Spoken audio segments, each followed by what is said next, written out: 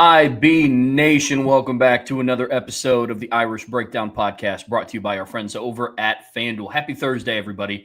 Notre Dame plays football in just a couple of days when they host the Navy Midshipmen in South Bend. Actually, for the first time since 2021, it's actually been a minute since the Midshipmen have traveled up to South Bend, which is weird.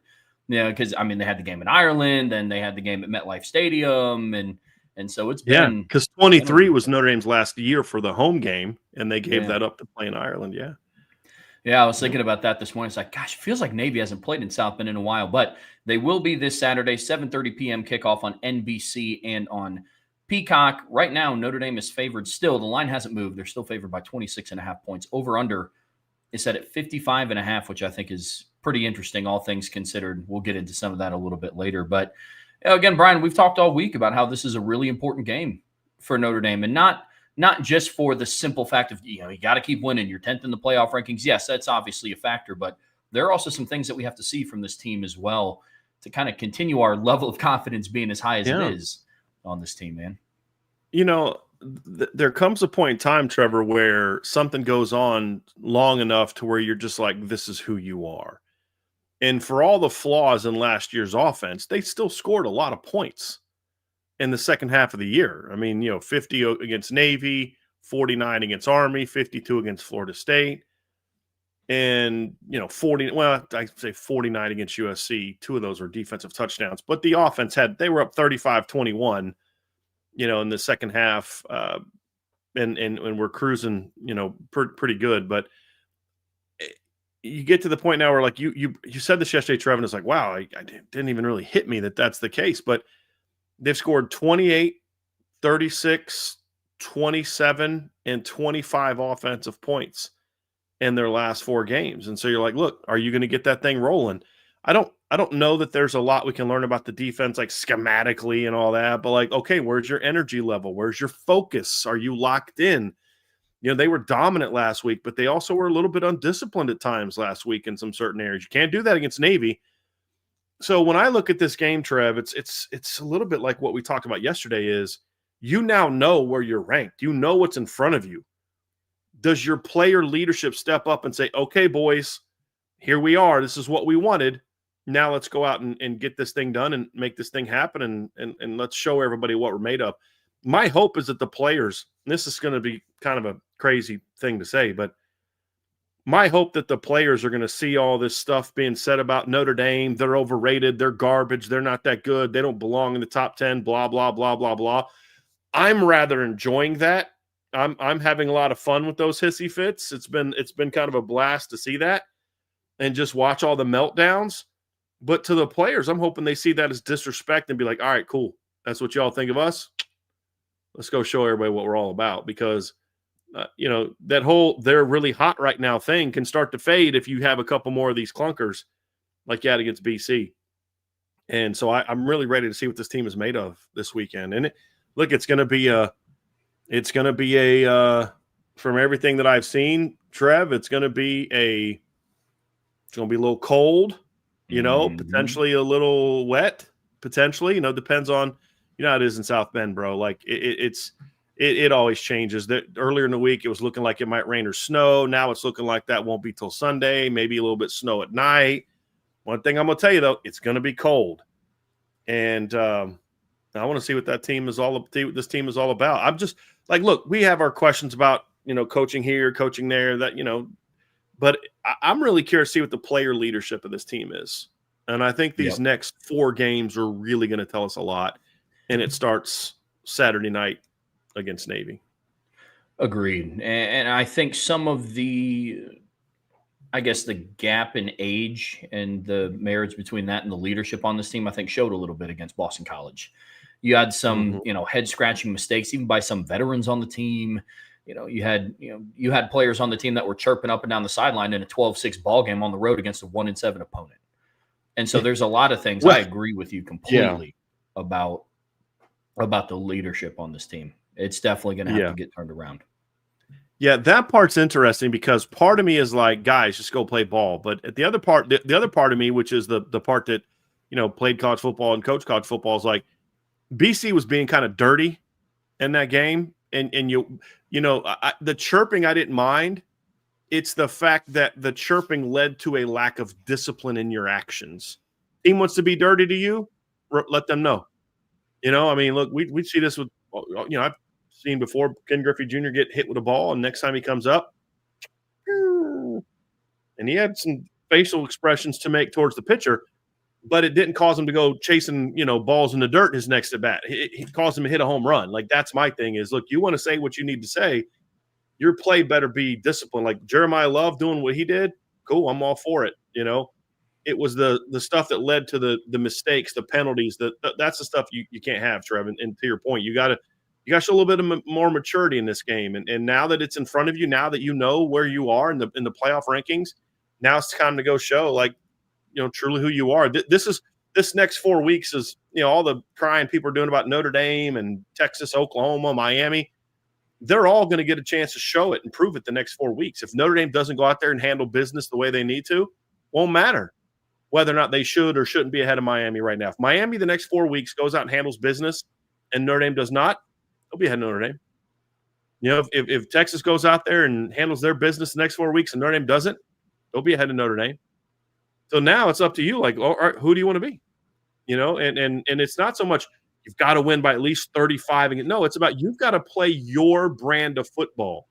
You've got to play to your potential as a football team. Then the score will take care of itself. That's how good this team is, Trevor. Is like, how many they need to win by? As many as they're capable of by them playing their game. Look, I'll say this right now. Some people might disagree with me. But if this football team plays somewhere within 90% to 100% of their potential, I'll say this, 85 to 100% of their potential the next 4 games, they won't have a close football game. I'll go even further. If they play at least 90% or better of what they're capable of, they won't have a close football game for their next 5 games. And that includes their first round playoff game. Like, that's what this team is capable of. But what can be frustrating, and this is where I think there's some angst in the fan base where they're just like, I don't know if this team is that good. No, you're wrong. This team is really good. And the fact that they don't play like that every week can be frustrating. And that caused me, I had somebody the other day, they're not nearly as good as Alabama. Did you watch Alabama against Florida State? Well, it's the beginning of the season. All right, cool. Good point. Did you watch Alabama last week against South Carolina? I'm just curious if you saw them get outplayed for 4 quarters for 58 minutes by South Carolina. Like, guys, there is no perfect team out there, but because your team is this way, you're getting a little more upset about it and thinking they can't compete with insert team name. No, they can compete and beat anybody, but they've just got to play with a little bit more focus and discipline. And I almost wonder if, because this team is younger, if they know they're good and they don't quite realize yet what it takes to go out there and be locked in when they just know they're way better than the opponent. I wonder if that's part of it. But eventually that goes on and you step up and you're the team that you need to be. And I'm hopeful that how they played last week is exactly what Marcus Freeman needs to kind of have that week of practice where this team knows, hey, boys, we need to go out there and do what we're capable of. I'm hoping you're right. This is a very pivotal game. The way that I look at this will be the game that tells me this is either who this team is or the excuses that I don't put a whole lot into were somewhat valid the last 3 games, I guess you could say, really last 2 games. But at the end of the day, this is a team that has to have a turnaround because there is a difference between being able to and then just doing it. And with this football team, I understand the angst of some of the fan base because it is one of those conversations like, I am tired of talking about, well, if they did and could do this and they have the potential for this. I mean, you said it earlier in the season, Brian, coaches hate talking about potential. This means you haven't seen it yet. And that's what this game is going to show us about Notre Dame. Take the opponent out of it. Yes, I understand it's Navy. They don't get the national respect that they deserve, and other teams, other people won't give it the credit that it needs to. But I said it coming out of the bye week that really for the next 5 games, Notre Dame is in a spot where they have faceless opponents, quality opponents that they have to respect in between, mixed in there with teams like Navy and like with Pitt, who's now ranked in the college football playoff top 25. They got to go out and show it. Folks, today on the show, we got a good one for you. We're getting ready to talk some predictions. Part 2 of the show, we're also going to be talking through the Notre Dame playoff picture, kind of the rooting guide that we've been doing after the USC game, which was a lot of fun. And then we're going to wrap that up. We're going to talk big picture college football, and we're going to talk about this week's slate of games. But, Brian, before we get to all that, we are going to talk about our predictions. And I wanted to kick it to you first. I want to switch up the order a little bit because I've been going first the last couple of games here. So, Notre Dame Navy, Saturday night, 7:30 p.m. in South Bend. How do you see this one going down? Who do you have winning? Let us hear it. Well, Trev, when you talk about this game, you talk about what's at stake. I really believe that this is the week that you find out who you really are as a football team. Like that's who you are. And see a response in the chat is, says who is providing leadership? Why does it take the BC performance to get that leadership to step up from coaches or players? Because that's football. That's true for a lot of teams. I remember a 2008 Florida national championship team that couldn't figure that out until they got smacked by Ole Miss. And then Tim Tebow said, "Hey, never again." Right? That's part of football. I mean, you could go back over the years and you'll find a lot of really good teams that just didn't really come out of the gate playing great football. The 93 team had a couple ugly games early in the season. And then you figure it out. And the older you are, the faster you figure it out. So I'm not look, I've been a part of teams like that. I've said this before. I've been a part of teams that came out of the gate and weren't great. I was a part of a team that won a national championship. We started the season, I think, like 1-2. And we ended up handling business, and we grew up as a team. It's part of football. You mature differently. You're not every team is going to be who they are in week 1. Alabama is a very different team now than they were week 1. Notre Dame's a different team now than they were week 1. They're not the team that they need to be yet, but again, we're getting pissed off about 6 straight double-digit victories, right? Like, I mean, let's think about that for a second. But at some point in time, you do need the light to go on, Trevor, and I'm hoping that this is the game that happens, and that's kind of what's going to be behind some of my prediction, and it's gonna be a game where defensively, I think Notre Dame is going to have to just come up with some stops. I really don't care about the points allowed in this game, as long as it's like within reason. Like if they give up 20, 24 points, this is a talented Navy offense. And they could score 17, 24 points, and I'm not going to be like ticked off after the game unless there's just like some silliness that you don't expect to happen. What this game to me is going to come down to, Trevor, is the Notre Dame offense. And so that's where my prediction comes into play, and I'll now make it and talk a little bit more about it. But when I look at this football game, I really believe that Notre Dame kind of figure it out in this game. And I think this Notre Dame offense really clicks. I have Notre Dame winning this game 48-20.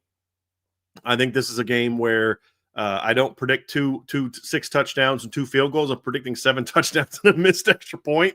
That's kind of what's factoring into my conversation. I'm hoping that I'm wrong about that, but look, I think the Navy will put a couple touchdown drives together. They'll put a couple field goal drives together, and Notre Dame defensively will buckle down enough, and the Notre Dame offense is going to come out clicking. I really do. I think they're going to come out and run the ball really effectively. I think CJ Carr is going to hit some big shots. I just think I hope that we're going to see my prediction is based on that we will see this team play with more urgency on offense, that we'll see this team play with a little bit more fire on offense. If they don't, then it'll look a lot like it has, and this may end up being like a 34-20 game or a 31-20 game, something like that, right?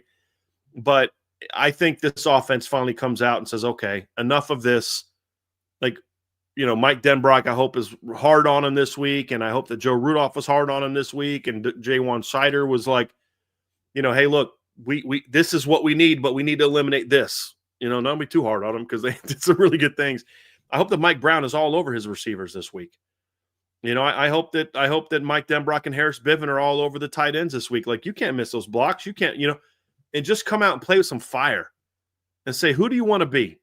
Offense, who do you want to be? Do you just want to be a bunch of really talented guys that just do enough to win? Or do you want to be a bunch of talented players that do what you need to do to be the best you can be as an individual and then as part of a unit? And if they do that, I think they absolutely steamroll Navy. I really do. And 49-20 is actually more impressive offensively than it was last year, because remember, they had a defensive touchdown last year. They had two short fields that they got points off of. That may happen again. I don't usually predict those things. I'm just talking about, I think I see just absolute pure front to beginning to start dominance from their aim offense. And then the defense does enough. And if the offense starts fast and that puts Navy in some binds, that's going to allow the defense to kind of really be more effective going after Navy. So I do think that I'm not super confident in this prediction, Trev, because it predicts a lot of things that we just haven't seen a lot of. It's predicting that they play to a level and a standard that I expect from them, that I think they're capable of, but we haven't seen them really do since the Arkansas game. And it could be that kind of performance. It really could. I wouldn't be shocked by it. But I'm going 49-20. That's where I see this game playing out. What say you, Trevor? Do you have any questions about my prediction before you get into yours? Yeah, I was going to ask, what is one thing on each side of the ball that you'll be paying attention to let the team know, to let you know that the team is ready to kind of go on this run? Because you talked about, I expect them to do this. What's the key outside of just putting points up on the board? What's going to tell you that? I want to see Jordan Faison and Will Pauling and Malachi Fields come out in this game and play pissed off. Like, just play angry. Pissed off might not be the word. Play with some attitude, with some fire, with some urgency. They're very talented players. But I want to see them come out and say, hey, like, this is who we're capable of being, and we're not playing to that level. We should be better. We had too many mental mistakes last week. We're not doing enough to win here and win there, and we're not playing with that kind of fire. I mean, you could say O-line comes out and dominates. They should do that. If CJ Carr gets time, he's going to insert. He's been doing that all year. Running backs are this. Well, they've been doing that all year. I think this receiving core is the missing link. And there's talent there, and they're making plays, but they're not masters of their craft. Are there things the coaching staff can do to better put them in position to be successful? Sure, especially Malachi Fields. But they're definitely doing that for Jordan Faison and Will Pauling. And it's that lack of consistency, that lack of really just, I want to just destroy you in every way possible this week. And if KK plays, I want to see it from him. If Jaden Greathouse plays, I want to see it from him. If Micah Gilbert plays, I want to see it from him. Just the unit as a whole, I want to see them play with a little bit more attitude and urgency. And there's just been too much kind of going through the motions from that unit this year. And that's something that Mike Brown's going to have to figure out and fix, because you're going to need them to play to their best potential if this team is going to go on a long run. And I want to see that start. So that's kind of where this prediction is coming from. I hope that somebody's cut up every negative thing I've said about that receiving core this year and, plays it for Will Pauling and plays it for Jordan Faison, and they can come out and be pissed at me for all I care, as long as they play the way that they're capable of playing. And if they do that, then I think this team absolutely annihilates Navy on Saturday, to the point where it could be like, dude, you undersold it a little bit on 49-20. That's really what it is for me. What about on defense? What is one of the things that you wanted to see from them? Discipline. I mean, if they're just playing fast and playing smart, if they're doing that, Navy will hit some plays. They will.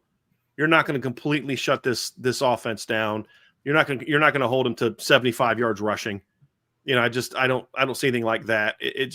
But you're gonna say, hey, look, you're gonna get a couple plays here and there. Blake Horvath's really good.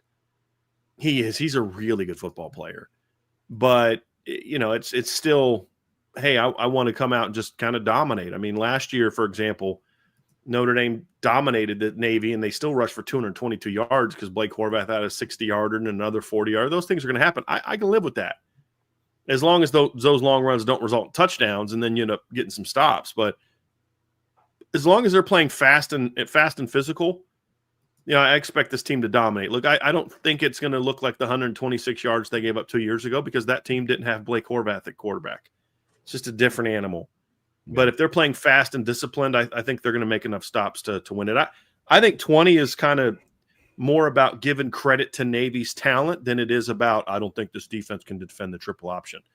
I will say that makes me nervous because I love the humility that Marcus Freeman showed this week. So my guy Tim O'Malley asked him a question about, and he was like, first-time coordinators in Notre Dame have tended to struggle with the triple option, and they have. He goes, well, you're the exception. And Marcus was like, no, I'm not. He's like, you got to remember, when I coached against Navy in 2021, I already faced them 3 times. And he said the first time I faced them, they set some sort of record. And I remember Navy having a really big game against Marcus this first time. I couldn't remember what it was, and so I went and looked it up. And they rushed for 569 yards on 72 carries the first time Marcus Freeman faced them when he's in Cincinnati. Now, keep in mind that was part of a Navy a Cincinnati team that went 4-8 and gave up over 31 points a game. So it's a little bit different than the team that Chris Ash inherited. But I love the humility. The good news is Freeman has faced it a bunch. This is now his 7th time against them alone, and he's also had a couple games against Army. I believe they had an Army game at Cincinnati and then also played Army last year. But I did love that humility. But it tells me that there's an awareness of that, which means you've got to be more involved, Coach. It means, hey, look, Al Washington's faced this a bunch. Mike Mickens has faced this a bunch. Max Bull's now faced this 3 times. Rely on the whole unit to say, hey, what do we need to do to really go at this team and have that game plan? But even if you do that, I still think that Blake Horvath is going to make some yards. I mean, like last week, North Texas held him to 17, but part of that was some unforced errors by Navy. It wasn't just about North Texas. If that happens, then they'll hold him under 20. But I'm just not calculating that. So it's just about playing fast and playing smart. If you do that, this is going to be a fun night for Notre Dame. It really will. I do also have Notre Dame winning this one. I don't have as much confidence in the offense that you do, unfortunately. I have Notre Dame winning this one 34-14. It's not confidence. It's predicting that we're going to see the unseen. It's predicting that they're going to do what they haven't done. It's not I'm confident they're going to do it. I even said I'm not confident that in this prediction, but I just think that light goes on at some point in time, and I'm just predicting that this will be the week. So it's not confidence.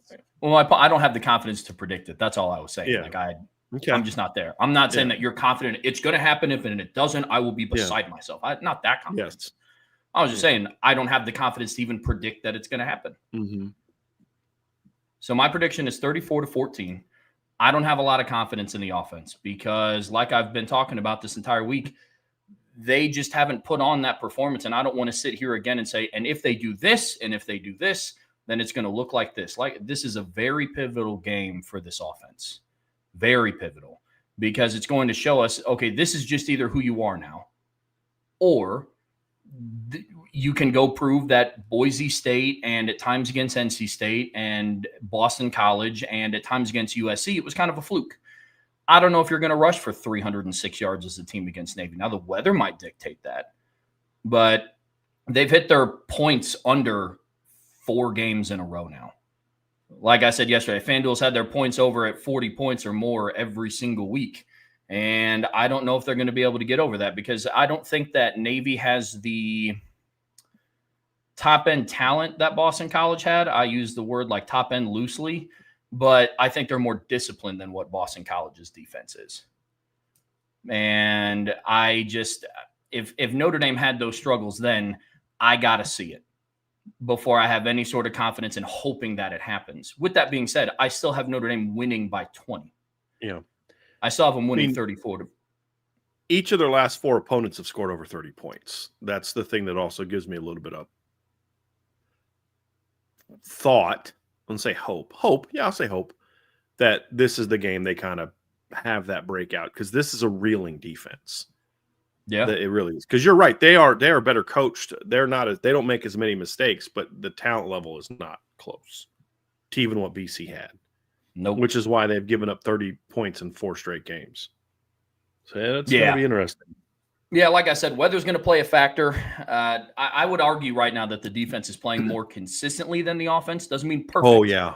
but what we've seen Yeah. from this defense has been significantly more consistent from the offensive side of the ball. And I got to Even see. the USC game, Trev, it was like, yeah, they give up 24 points, but that's like half of what USC was scoring coming into the game. Yep. They shut down their run game. They held them like over 100 yards below their season average. Like, that was a good performance. Yep. So, I mean, the last time we saw them have really a bad performance was Purdue. Yeah. I mean, their worst game is holding USC over 20 points below their season average. You know what I mean? Like, I know it. That's what worries me about this matchup. I agree with everything that you said about Navy's defense, and each of their last opponents has given up X amount of points. Well, Notre Dame going into Boston College. Boston College gave up 38 to Louisville, 38 to UConn, 41 to Clemson, and 48 to Pitt. Notre Dame scored 25. And so I got to really, really see it. And do I think that it could happen? Yes. Notre Dame is absolutely more than capable of winning by more. But the offense has to start fast, remain fast, and most importantly, they have to finish. Like we talked about in Keys to Victory yesterday. I think as the game plays out, I think it's going to be pretty consistent with what we've seen in these last couple of games. Notre Dame puts it away in the second half. This is a second half football team, especially lately. I think Navy scores both of their touchdowns in the first half. This defense has been incredible in the second half. I think the first half is going to be pretty frustrating. Excuse me. We have a group chat. It's me, Brian, like basically like an Irish breakdown group chat. We text throughout the game and talk about different talking points in the post-game show. And I guarantee that's going to come up about how frustrating of a first half that it was. And then they rally and defense makes the adjustments that they need to, because I'm trying to walk in between the line of I have yet to watch Chris Ash game plan and call and adjust in game against a triple option versus really all this season he has shown a track record. The defense as a whole has shown a track record of making adjustments in the second half with a few exceptions. I don't think they adjusted all too well against Texas A&M. You open up the Boston College game in the second half with an 11-minute, 21-play drive to start the third quarter. Part of that was helped out by officiating, and then it still ended in a field goal, and then they were held scoreless in the fourth quarter. So I think that's going to be pretty consistent with what we see against Navy. And then I do think the offense will start to find its footing in the second half and start to sustain drives. Sustaining and finishing drives, I think we'll see this offense do it in the second half. But biggest key to this is winning the game in the trenches. You have a significant size advantage. You have a significant talent advantage. And that's ultimately what's going to take this day for Notre Dame. So got the Irish winning 34-14. I'll ask you the question you asked me, Trev. What are the things that not even what you're looking for to your prediction, because your prediction is a little bit like, I'm not sure they can do this. What is the thing that you're going to be looking for early in the game that if you see it, it tells you, okay, this is the game? Because what I'm hearing from you is the offense is capable of having that breakout game any week. The talent's there, this is there, that's there, but I just, you've always been consistent. I'm a show me guy. So totally fine with that. But what's the thing that you're going to be looking for early in that game that says, okay, the offense we thought they were going to be is back in this game? What will be that one thing that you're looking for? Interior offensive line dominance in the run game. That's going to be huge for me. You have to this unit has to play like they're playing against two interior offensive linemen that are 6 foot, 280 pounds. Plain and simple. I mean, you have Sullivan Absher, who's 6'8", over 320. Joe Otting is 6'4", 308. And then obviously we all know how big Gerby Lambert is. He's 6'7", he's 330 pounds. Absolutely moves people. You got to be that this game. They've played in a smaller defensive front in Boston College, who kind of had their way in the run game outside of 3 runs. Same thing with NC State. Outside of Brandon Cleveland was their entire defensive line, in my opinion. And you take out his performance, that game looks very different. Mm-hmm. Yeah, Brandon Cleveland was their entire defensive line, but he wasn't 6'5", 330 pounds either. And so the run performance against USC was good, but again, we're talking about patterns here. They were inconsistent against NC State, really good against USC, and then inconsistent against Boston College. You got to snap that streak, and that's what I'm going to be paying attention to. This interior offensive line dominance, specifically in the run game, because I said it earlier in the week, pass protection's been exceptional. They haven't allowed over 5 pressures, not sacks plus hits, not hits, not like 5 total pressures in the last 5 games. And so I don't have many concerns there. It's in the run game, especially considering the weather. It's going to be cold. So that's what I'll be looking for on offense. Defensively, just be violent. Mm-hmm. Don't sit back and wait. If that's the game plan for this weekend, Navy's going to rush for 340 yards easily. If it's to sit back, read and react, play football, all that stuff that we've seen, unfortunately, at times from this defense, you got to attack and fly downhill. So offensively, It's definitely more specific. Defensively, it's your mindset overall as a unit. That's what I'll be looking for, man. Got to happen. Love it. You want to talk some game wreckers after this? Let's do it, bro. Let's do it. Let's roll through these. I'll let you start off. I know that in the I think I said that I would start off in the thing, but I want to hear what you have to say first. No, actually I did say, all right, Trevor first. So I wanted to hear what you had to say first, then too, when I put the outline together too. Yeah, don't worry, bro. You got it covered. You got it covered in the outline. We're all good, man. Yeah, so offensive for me, and I know a lot of weeks we talk about, how can you not bunch together the running backs? My game record for this week, number 1 is Jadarian Price specifically. He's coming off of his 3rd fumble in the red zone, 2nd one that was lost. I firmly believe that this is the best backfield in America, but in order for it to be, you can't just have Jeremiah Love. Yes, he's the best running back in the country, but you need Jadarian Price to be at his best. And in games like this, he absolutely can be. But he needs to be a game wrecker in this one, especially now that Notre Dame knows where they're at in the playoff standings. And I know they're trying to balance, do you get Love enough touches for his Heisman campaign, versus how fresh do we want him for the postseason? Totally understand that conversation. But Notre Dame's backfield is at their best when 4 and 24 have their normal rotation, not Jeremiah Love ends the day with 26 touches and Jadarian has 4. And so he specifically is going to show me a lot. Rebounding, and I'm fully confident that he will, because I've watched him do it before. I've watched him fumble in the red zone and then the next game go for over 100. And then I've watched him fumble in early in a game and then come back and rip off 20, 30-yard runs. But he's my number 1 game record, because if this backfield is going to be one of the best in the country, you need both, not just Jeremiah Love. So Agreed. He's my first one, Brian. It's funny you say that, Trev, because I'm going with Jeremiah Love for this reason, because he's your star. And now that this next 4 games, you've got to ride your star. But in the back of my head, as I'm putting this together, I was like, I have a feeling that Jadarian Price is going to be a monster in this game, because he's going to be pissed about the fumble he had last week. Not pissed about coach yelled at me, not pissed that he didn't carry the ball a whole lot after that, not pissed that he didn't have a good game, pissed that he didn't have he had that fumble. Last time he had a fumble in a game that he lost, do you remember which game that was, Trev? That he lost the fumble inside the 5-yard line? Wasn't that long ago. Was it NC State? NC State. That's right. Yeah. Do you remember what Jadarian Price did the next game that he played? Had a 100-yard kick return and went for over 80. And he had 87 yards on 13 carries against USC. So, yeah, the last time he fumbled, he got pissed off. He fumbled against Miami and came out the next week against Texas A&M and played very good football. So, I want him to stop fumbling. But what I love about the kid is he's always bounced back from bad games with really good games. And we've seen that really the last couple of years. So, I really like this prediction. He had a kind of rough game against Stanford last year, didn't play great, came back, had a really good game against Georgia Tech. And, I think the kid's going to have a really big game too. But I'm going with Love because he needs to be your guy. He's the guy that you got to ride for the next 4 weeks as your star, right? My number 2, Trev, is going to be Malachi Fields. And this one I'm going with for 2 reasons. One is, number 1, I think if he gets a shot, he's going to eat up the Navy secondary. Number 1. Number 2, this is more of a hopeful prediction than it is I know he's going to dominate. I have no doubt Malachi Fields could dominate just about every team they've played the last 2 months. But are you going to be given the opportunity to dominate?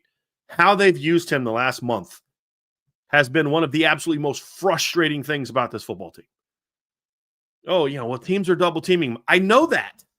And guess what? You do as a receivers coach. I know this. I've done this. And if I can do this, at the 1AA and Division III level. You don't think they can do that at Notre Dame? If you know what they're going to do to take out your dude, you move your dude around. And so if Malachi has a big game, I think part of that is going to be that they do some more things with him and not just save it for the postseason, because you've got to do some things between now and the end of the year to get to the postseason. I think he has a breakout game. I thought about going with Eli Raridan here, but this is a hope prediction for me, not a hope buy, but a hope prediction, because I think they really need to start focusing on doing more to build the pass game around him and not Jordan Faison, not Will Pauling, because I don't think they're building it around Jordan Faison and Will Pauling. I think they're building it around positions based on what the other team is doing, and it just so happens to benefit Jordan Faison and Will Pauling. I don't think that Mike Denbrock's like, look, Jordan Faison's a better player than Malachi Fields, or Will Pauling's a better player than Malachi Fields. It's just Malachi's our boundary, and teams are taking away our boundary. All right, fine. Then move your stud around and let him do more. So I'm hoping that they do that this week, and that's why he's my hope prediction for the offense this week. Because I don't know that they're going to throw the ball a ton if it's as windy and cold and as we hear it's going to be. I mean, look, CJ Carr's from Michigan. He's played in snow and cold and wind before. Yeah. But it's like, when you've got those dudes in the backfield, but I could see a 12 for 15 game for 250 yards and Malachi catches 4 of them for $120. Something like that would be fun to watch in this game. My second game record's along the same lines of the past game, but I'm actually going with CJ Carr. Reason being is we've seen what he can be when he's on. And I don't want to paint this picture that he's Mr. Inconsistent, because I don't believe that to be true. But it's no longer a question of how good can he be. Now it's about sustained success, because we've seen this pattern from CJ Carr where it's like, okay, and I'm not talking just stat line here, but, there were some throws he missed against Boise State, and then you bounce back with an over 300-yard game against NC State. Still had a questionable interception in that game. And then obviously we know what happened against USC. Elements played a factor in it. Elements weren't really as big of a factor in your red zone interception that you had. And then against Boston College, he was, outside of Jeremiah Love's 94-yard run, he was the offense. He was picking up first downs with his legs. He passed for 299 yards, 2 touchdowns. And so only threw 25 passes. Right. Right. He's somebody, though, that I want to start seeing stack consistent performances. And it's going to look different. The reason why I say that you have to leave stats out of this is for what Brian mentioned, that this could be a cold, windy, rainy / snowy game. So I'm not expecting CJ Carr to go 25 of 32 for 280 yards. That's just based on what the elements are and what I know Mike Denbrock likes to lean into, given the strengths of his team and what the game is kind of calling for. Not expecting that stat line from CJ, but in the moments that he is called upon, he has to be efficient, has to take care of the football, because possessions in games like this are valued a little bit higher than what they have been before. And we just talked all week about finishing drives and starting fast and sustaining drives. It's really hard to sustain drives when you're turning the football over. Yeah. And the captain of that is kind of the person that starts with the ball in his hands every play. So CJ Carr is my second game record. Who's your 3? My 3. No, who's your 3? Mm-hmm. My third's Joe Otting. Yeah, okay. And it goes back to a lot of what I talked about in what I need to see from this offense. Run game specifically, he's going to be matched up quite a bit with Landon Robinson. There's going to be times where he'll be head up on Joe Otting, and his run game performance against USC was really good. Battled his butt off, was moving people, and then against Boston College, it was Yeah, and, he competed. His footwork got sloppy. He wasn't quite as effective. Yeah. Mm-hmm. And so I need to see, okay, which version is the real Joe Otting, because we got a good sample size and an sample size. And unlike Sullivan Absher, who is filling in now, but ideally or at some point, Billy Schrouth, your captain, will be back at left guard at some point. Joe Otting is just your center for the rest of the year, barring him getting injured as well, which obviously nobody hopes happens. And so that's why it's him specifically. I thought about just going with the interior offensive line, but I kind of answered that question earlier when we were talking our overall predictions. But since Joe Otting is now your solidified center for the remainder of the year, he has to have a good performance in this one, and is going against a quality opponent in Landon Robinson. You're going to like this one. I'm going with Will Pauling as my number 3. I got an email from Okay. somebody earlier this week. It was like, why do you hate on Will Pauling? And I was like, I don't think I hate on Will Pauling. I don't think he's played that great. He produces well, it's wide open a lot of the time. It's like, but I think this is a game where I think Will Pauling is going to have a big game. And it won't just be because of he's wide open because they're covering other people. I just look at this matchup and they're not real disciplined in the slot. Navy's defense isn't. They're going to also have to bring a lot of pressures and do a lot of things that are going to expose the slot receiver. If Jaden Greathouse was in the lineup, I'd go with him here. But Will Pauling is the slot. I think we're going to see some things where he's going to get the ball outside, maybe a post-snap switch type stuff up the sideline, but work in the middle of the field where he's going to get the ball in space. We saw it early against Navy last year, first drive of the game. They brought a pressure, and Riley Leonard hits Jaden Greathouse on a post route. They didn't go back to it because they didn't need to go back to it. They ran all over Navy. But I think we'll see that a few times in this game. And I think he's going to have a few big plays in this game, potentially early, that really sparks the offense and kind of, you want to blitz us? Cool. We're going to hit a couple big plays on you. Maybe he doesn't do it for 4 quarters because Navy then adjusts, and then that opens it up for the run game and Malachi Fields and Eli Raridan. But I could see early in the game Will Pauling being a guy that gives this offense a bit of a spark against the Navy team that I do believe is going to throw a lot at Notre Dame, because they do have a new center and they do have a new left guard and they do have a redshirt freshman quarterback. Go attack them right up the middle. BC did that, had some success with it. Now Notre Dame has seen it. Hopefully they have a better plan for it. And I think because of that, I could see Will Pauling having a big performance. And it's also, they need him to kind of have a big performance because he's the one. And you know why he's open all the time? Because at some point in time, you just can't cover everybody. And he's definitely at the bottom of the totem pole in regards to who you try to defend. That's not a slight at him. It's when you've got Malachi Fields and Jeremiah Love and Eli Raridan and Jordan Faison. That's the guy you're going to be like, well, we're just going to leave him one-on-one. Yep. Or, we may not focus our coverages on stopping the slot in this game, and that's left him open. I think this is a game where this team is going to make that choice, and I think that Will Pauling is going to make them pay for it early in the game, and that's going to open up some other things. So that's why I'm going with Will Pauling as one of my game wreckers as well. I like that. Did you have any more on offense and defense? I'm tapped out at 3. No, I'm good. I mean, look, in a game like this where I think the offense rolls, you could go with anybody. You could go Jadarian Price. You could go with Jordan Faison. You could go with Eli Raridan. You could go with, I think, Anthony Knapp. This is like an Anthony Knapp game potentially. So I think the guy that could really be dominant against an undersized front because he's so athletic is I could see Gerby Lambert just being a monster in this game. But I can also see him struggling with some of the games they're going to throw. I mean, look, you've got a brand new starter, a brand new center, a brand new starter at left guard, and a redshirt freshman at right guard. How do you not play a bunch of line games up the middle against this team? Yeah. So I can see Gerby, if they do have success, Gerby being a guy that has a big part of that. But those are the 3 at the top for me. What about defense, Trev? What's your number 1 on defense? Yeah, number 1 on defense. Excuse me. We know how important the interior is on the defensive line, and Jason Onye is my number 1, especially now with the news that Donovan Heinisch is out. He is now my number 1 game wrecker on the defensive line. If Gabe Rubio was healthy, this was a Gabe Rubio game through and through, to the point where, he was going to put up some gaudy stat lines, not just doing the not sexy work in the middle of the defensive line, but you need your 6'5", 300-pound interior defensive tackle to really shut down the fullback. We talked about that was a major key in our keys to victory for defense, was stopping Alex Teska. And Jason Onye is going to have to do his part. Really going to have to do his part. He's my number 1 game wrecker in this because of the style of offense that Navy runs. We are of the same mindset, but different player. I think Jared Dawson is mine. Michael Johnson had Jared Dawson earlier in his breakdown. I think Michael's spot on. I think Jared Dawson, coming off of a great game against Boston College. He's played very well this year when he's been healthy. He's been very underrated part of this defense.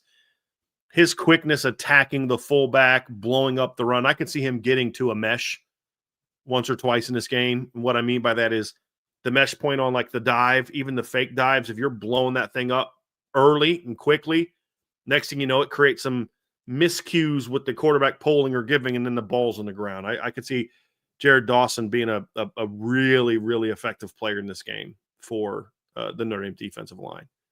So I'm with you. Same thought process you had. picked a different guy. I get it. I get it completely. We both know how important the interior defensive line is when you play Navy. 100%. What's your second one, Brian?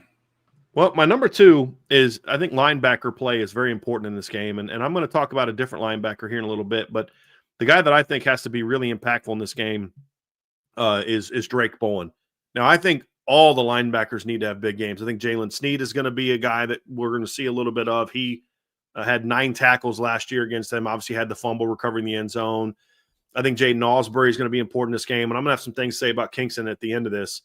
But I think your Mike has to be a really important piece of this, because it's not so much about the tackles and making plays on the fullback and hammering the quarterback, which I think you can do with Drake. You've got a rangier middle linebacker than you've had in several years. So I think there's a lot you can do with him. But it's also about getting the defense lined up and getting the calls made. If Drake Bowen has 5 tackles and let's say 4 tackles, no huge plays, but the defense just dominates Navy, we're going to look back and be like, that a big part of that was the middle linebacker getting everybody lined up, making sure everybody's on the same page, making sure that you know who you got, you know who you got. And so now he could still end up having 12 tackles, but my point is he's going to have so much responsibility beyond just his performance in this defense playing to its potential against Navy. So that's why Drake is my number 2, and could have made him number 1, because again, it goes so much further than just his production. There may be other linebackers that make bigger plays and have more production, but he's got such an important role in doing this. For all those reasons, he was my number 2 as well. Not just for the number of tackles, which, by the way, I just like to remind people he had 14 solo tackles a week ago. So if you're also looking at this from a production standpoint, Drake Bowen is also going to eat in that regard as well. And if you watch the run game video I did last week on Irish Breakdown, the boards at irishbreakdown.com, the premium video I did, bro, he was all over the field in that game. Yeah. All over the field. Yeah. But for all the reasons that you talked about, not just production, that's why he was my number 2. My number 3 is Adon Shuler. I mean, for the style of play that he has, man, like this is an Adon Shuler game. He talked about it earlier this week. You know, they asked, he's like, hey, your 2 best tackle outings last season were against Army and Navy. Why? And he was like, they're a downhill offense, and he's an alley safety. I mean, you know, we talked about how this defense needs to be violent and fast and physical. Might as well be Adon Shuler's middle name, man. Now, I think he's going to, along with one of, if not multiple linebackers, I think Adon Shuler is going to put up some pretty gaudy stats as well. But he's kind of the back-end protector of this defense. We talked about how dangerous Eli Heidenreich is. He'll have some responsibilities for the slot receiver at times. But, yeah, Adon is my 3rd game wrecker in this one, Brian. So I was torn on this one, Trev, because it just depends on how they play defensively. Last year, like, I could see this. I'm torn between Adon and Tay. I'm laughing because like we're literally like D tackle, linebacker, safety. You know, I'm torn between Adon and Tay, and everything you just said about Adon is why I leaned towards Adon. Downhill safety, making a lot of plays on the ball. But I also feel like this could be a game where having that rangy over the top safety could make a big difference in some of those attempts to make plays down the field. And I also think he's a guy that Navy's going to go after with some of its play action stuff and its sneak stuff. It's seam routes, it's posts over the top. I could see, you know, depending on how Notre Dame lines up, because the other thing is I don't know how Notre Dame's going to line up. Are they going to line up in a 4-3, you know, with 2 high safeties that are basically playing robber? Are they going to line up in a 4-4, which we've seen them do before, where like you could put KVA, Drake, Jaden Osbury, and Jalen Sneed on the field together? I could see something like that. At times, I could see something where, you know, they go with like a 4-2-5 with Adon and Luke Talich as the outside backers.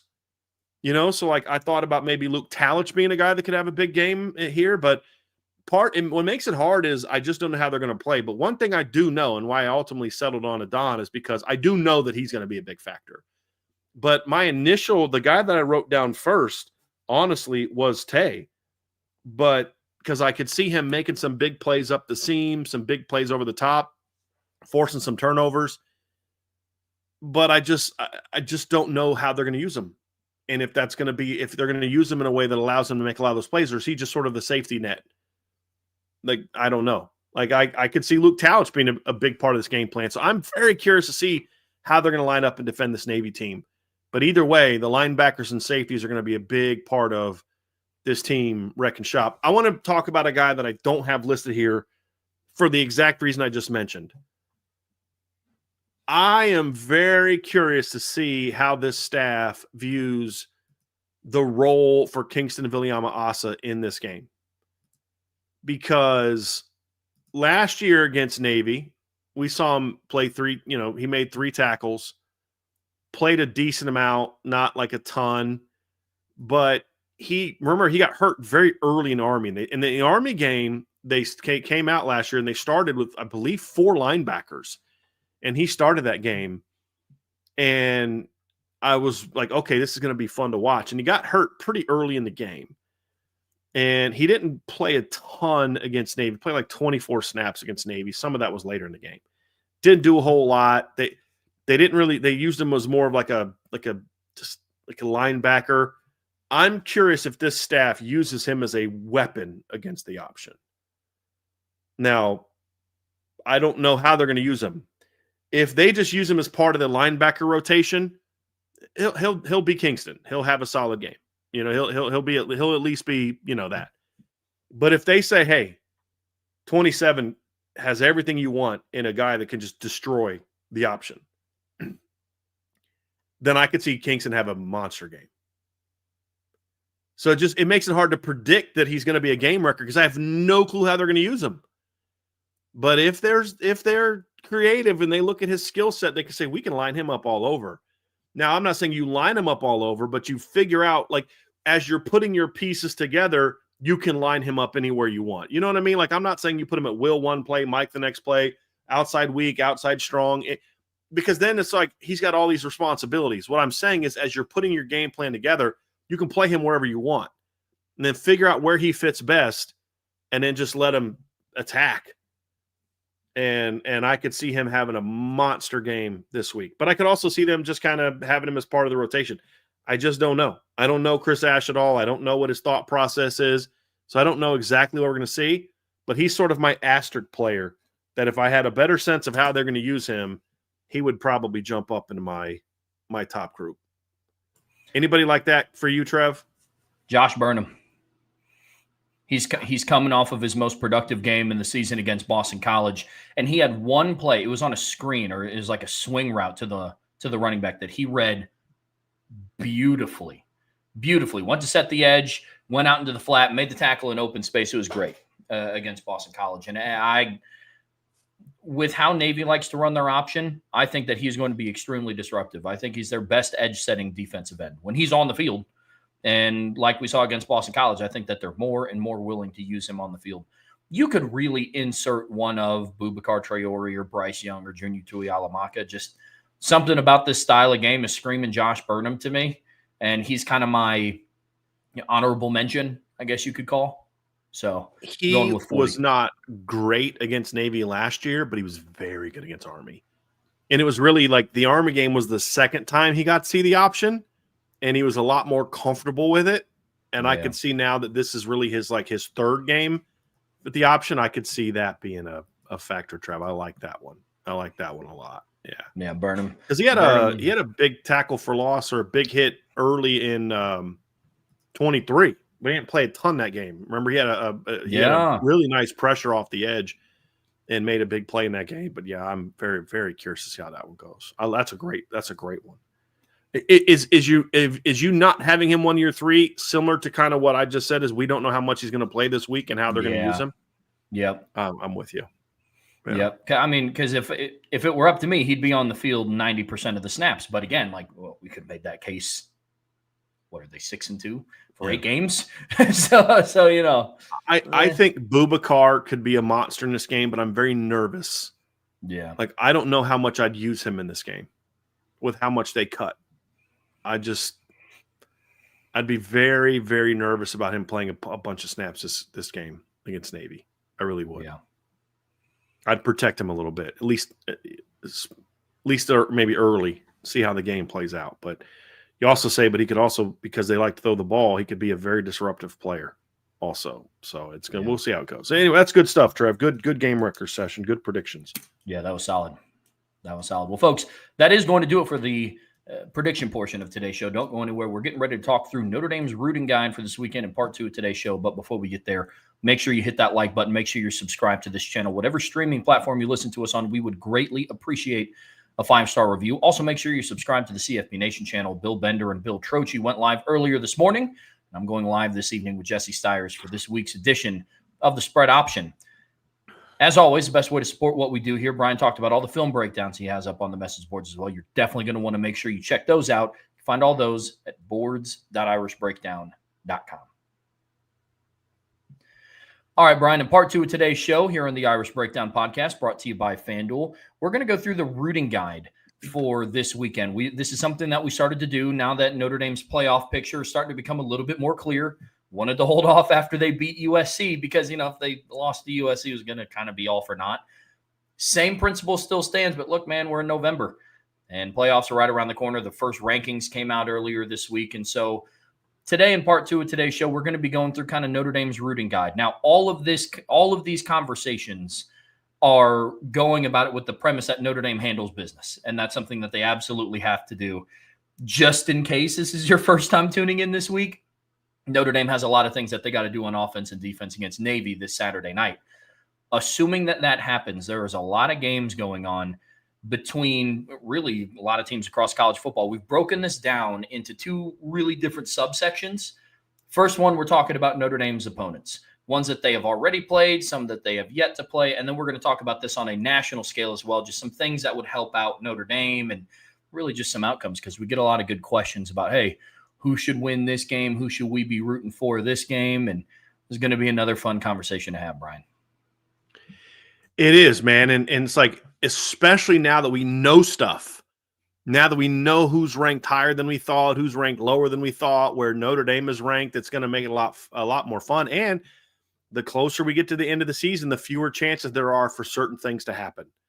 And so, yes, Trev, I am absolutely looking forward to this discussion. And like we did it last week, but there was still some, I don't know where they're going to be, what this is going to be. And last week was a major shakeup. I mean, Vanderbilt losing helped Notre Dame. Georgia Tech losing helped Notre Dame. Like, I'm still very curious where Georgia Tech would be right now if they're sitting there at 9-0. And then how would that impact Notre Dame? Would Georgia Tech be like BYU was a few years ago? Remember when BYU was the rankings came out? What was it? Was it the COVID year that happened? It was either 20 or 21. I think 20. Yeah, I think the COVID year they had Zach Wilson at quarterback, and they were undefeated, and of course ESPN's doing nothing but like just hyping up BYU, and I'm like, they haven't beat anybody. They've literally played nobody, and everybody thought BYU was going to be like super ranked high, and the first rankings came out, and they were 14th, undefeated in 14th, and ESPN lost their minds. Would Georgia Tech been more like that, or we don't know. That's what made last week's game, against NC State so impactful. And then that, of course, boosted Notre Dame's resume, because now that was the second top 20 win that Georgia Tech had racked up this season. Or, NC State had racked up this season. So there's just so much that happened last week that I think impacted Notre Dame positively, mostly positively, some negatively, but mostly positively. Now we're back at it. What happens this week? And then what impact will it have? So we've got 4 games with Notre Dame opponents, and then 6 national games that we'll be keeping an eye on. So not as big of a list this week, partly because there's just not a lot of great games. There's a lot of teams that are off this week. So like Oklahoma's off this week, Texas is off this week. And so it's going to be a lighter load to discuss today, Trev, but still an important day of scoreboard watching for Irish fans. Yeah, absolutely. It definitely will be. In the first game that we're going to talk about, first section, we're talking about Notre Dame opponents. And some of this, guys, it's pretty straightforward of who you should be rooting for in this one. But the first game is Friday night, 9 p.m. Northwestern is on the road against number 19, USC, the Trojans, who we talked about it on Tuesday. Notre Dame fans are going to be doing a lot of this the rest of the season. Yeah. And open like in your head, at least. It's like, you can do it. Yeah, I got to go. Sucks. Yeah, I got to go wash my hands. Yes. Yeah. But no, you want the Trojans to win these next couple games, because if they beat Northwestern this weekend and they beat Iowa next weekend, both at home, now they are in a situation where they're 8-2, and you've got UCLA at home to end the season. So even if you do lose to Oregon at Oregon on November 22nd, you're still going to remain a top 25 team, if not top 20, as long as you keep the Oregon game close. It's not out of the question that they can beat USC, Oregon, but we'll get there. That's down the road. They need to handle business in the next 2 weeks first, and kind of see where that football team is. So you're going to want the Trojans to win this football game, and honestly, you're going to probably want the Trojans to win this football game convincingly. This is a quality win. Northwestern's 5-3, and this is Oregon's best win so far. So there's Northwestern, so you get a chance to have a comparable game. Go out there and handle business. Plain and simple. I love it. Next game, we're now in the Saturday slate, 12 p.m. kickoff. SMU on the road against Boston College. Right now, the Mustangs, after coming off of a big win against Miami, and then Boston College playing Notre Dame a little bit closer than what a lot of people thought. SMU in this one, they're only 10.5-point favorites on FanDuel in this game against Boston College. Well, I get that. I mean, if you think about the last 2 weeks, Boston College played the number 15 team in the country and lost by 2 touchdowns in a game where that team scored last. They lost to Notre Dame in a game by 15 in a game where it was 12-10 in the third quarter. It was 18-10 going to the fourth quarter. So I get why BC, and you and I, talked about this. Look, BC's a better team than their record shows. They're just bad. They just play bad, but they've been more competitive the last couple weeks. Saw Bill O'Brien get all in his feelings today, yesterday at this week at the press conference, yelling at a reporter and all this kind of stuff, because people were asking about why is your team suck? Essentially, it wasn't like exactly what was said, but it's like, you got to rebuild. And I'm like, bro, that doesn't fly anymore. Indiana rebuilt in a year. It just doesn't fly anymore. But I expect that team to kind of come out and be fired up. And look, if SMU gets beat by Boston College, that ends a lot of the narrative about how bad Notre Dame played last week. Because now you can look at, look, they lost by 14 to a top 15 team, 15 to a top 10 team, and they just beat a 6-3 team, that beat Miami a week before. You know what I mean? So it just somewhat silences it, gives your resume a little bit of a boost, and, helps you out that way. It's more perception than it is resume builder, but it still has an impact. Yeah, especially if would you say this, Brian? Even if Boston College doesn't win, but they still play SMU really competitively, does that still kind of fit that narrative, or is it more so a Boston College win? It's a win, because I don't think anybody respects SMU. Yeah, fair. I mean, I think that's why Miami dropped so far. Like, dude, you lost to that team. They got beat by Baylor and TCU. They're a bottom feeding Big 12 team right now. If they were in the Big 12, you know what I mean? Like, I don't know if that's necessarily true, but that's the perception. So I do think a win is what is going to move the needle. Now, if you're beating, if it's a close game against like last year's SMU, sure, but this isn't last year's SMU. Very true. Getting into the afternoon slot on Saturday, 3:30 p.m. Number 3 Texas A&M kicks off on the road against the number 22 Missouri Tigers. Going to be an interesting matchup here in the SEC. For obvious reasons, you want a Texas A&M win here. We said it a couple weeks ago. Notre Dame's resume, I think, is a little bit more tied to Texas A&M than it is to Miami. I think the past playoff rankings that came out kind of showed that. They put Miami at 18th. And Texas A&M still has the opportunity for more quality wins to get on their schedule than what Miami does. So, big Aggies fan this weekend. Yeah, I think this has a twofold impact. It completely eliminates Missouri from any conversation about sneaking in over the next 4 weeks. If you look at Missouri's, resume, this, Trev, I'm not a huge Missouri fan this year, but they've got Texas A&M, they've got Mississippi State at home, they got at Oklahoma, and they play at Arkansas. If they run the table, they're sitting there at 10-2 with losses to Alabama by 3, Vanderbilt by 7, and they'd have wins over A&M and Oklahoma. Now, all of a sudden, maybe if Notre Dame's not playing their best football, maybe they're nipping at Notre Dame's heels a little bit. It's unlikely, but it's doable. So in that regard, it completely eliminates one more 2-loss SEC team. So that's helpful. And then, of course, the more A&M wins, the better it looks for Notre Dame, because people that watch that game, and this is what There's been so much surface level analysis of this rankings. And I don't know if it's just for clicks or people just don't understand. Somebody sent me a tweet that somebody put out about how, the ranking for Notre Dame is more about feelings and gut than it is data. And I'm like, where are you getting this from? Like, what data are you looking at? Are you just looking at 6 and 2? Is like that's your own, 1 and 2 versus? Is that the only data you're talking about?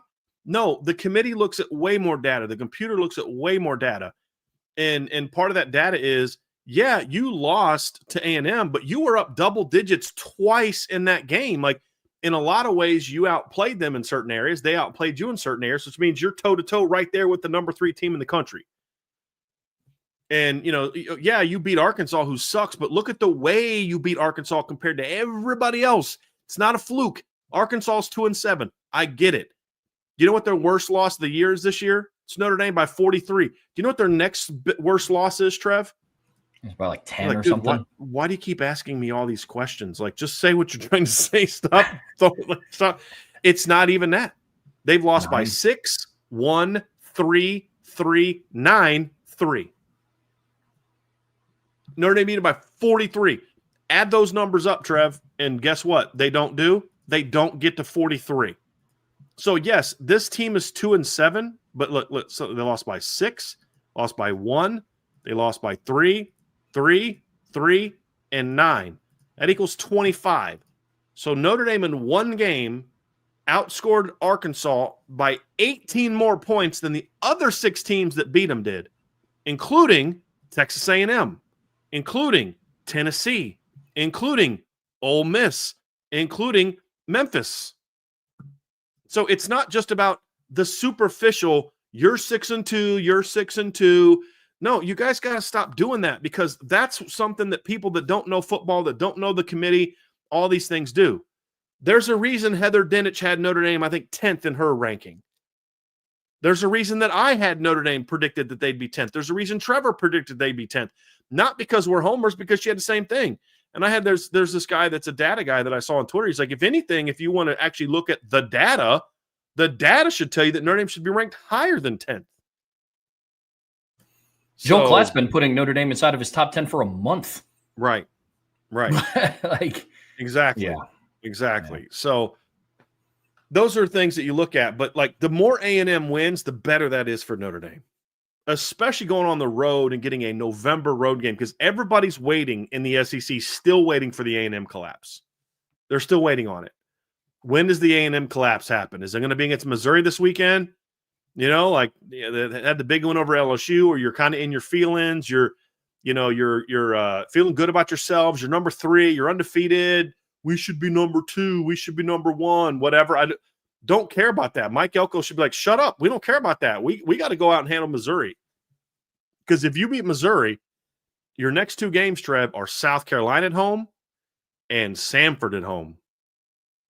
So it's like, you win this game, you're probably cruising into Austin on Saturday, or would it be the Friday after Thanksgiving? Do they play on Friday? Yeah, they play on Friday.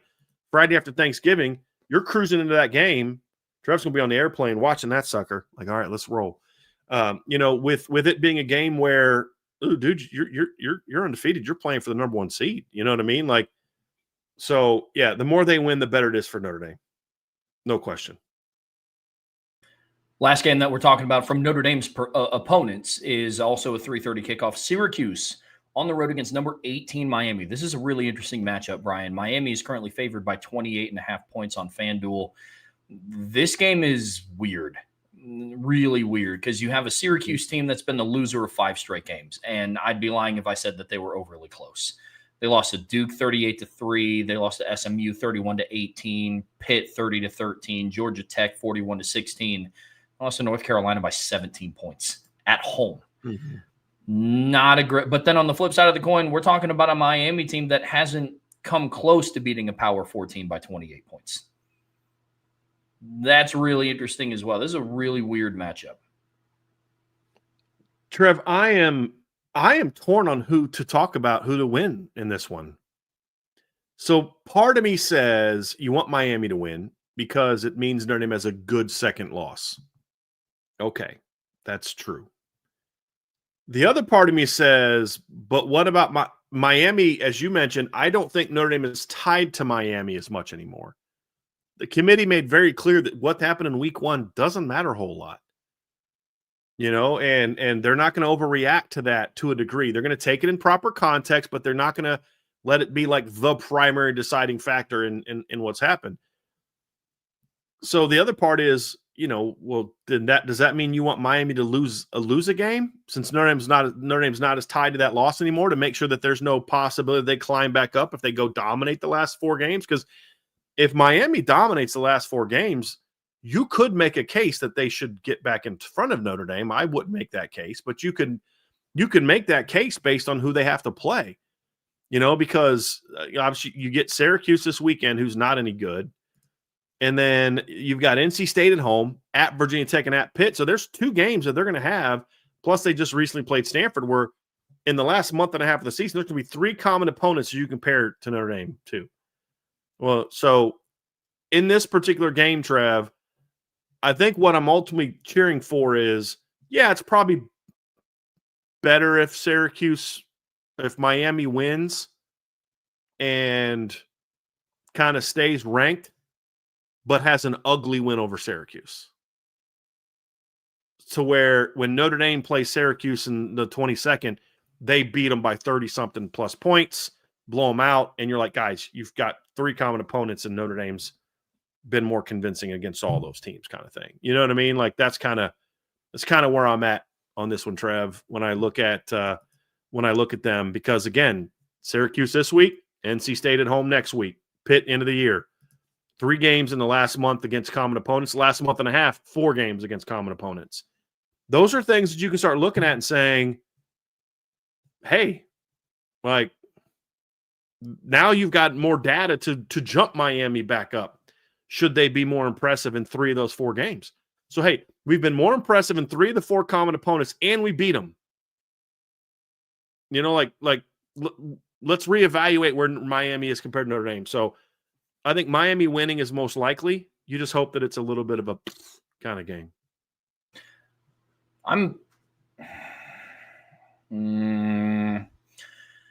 I think a Miami win, it's just I don't think a Miami win does a whole lot for Notre Dame. Big picture, there's still more opportunity for losses. Like you said, they still have NC State. They still have Pitt at the end of the year. But I think I don't know if Notre Dame is still going to look at this, because if they lose to Syracuse, then they'll probably drop another game as well, because that means that team is just kind of falling apart, unfortunately. So whether it comes this week or one of the following weeks, I think the question of Notre Dame having a second quality loss is still in question. I'd be okay with a Syracuse win here. I mean, Notre Dame still has to play Syracuse. Yeah. And then I firmly believe that Notre Dame's ranking is not really tied to Miami. It wasn't this past Tuesday. I don't think if they lose to Syracuse, then next Tuesday, then it finally will be tied. Yeah, because what are they going to do? Jump Texas ahead of them? Because Texas lost to a 3-5 Florida team who Miami beat by 19. So more so than anything, I don't really have an opinion on this one, but I don't think a Miami loss here would be bad, because I just don't think that they're tied to Notre Dame anymore. I agree with that. I feel like the longer Miami stays ranked, the better for Notre Dame, but you just want them to be ugly wins. But my hope, honestly, is that they beat Syracuse, and then NC State's the team that smacks them next week. Because then that 29-point win over that, now all of a sudden people start looking at NC State as maybe NC State's better than people thought they were.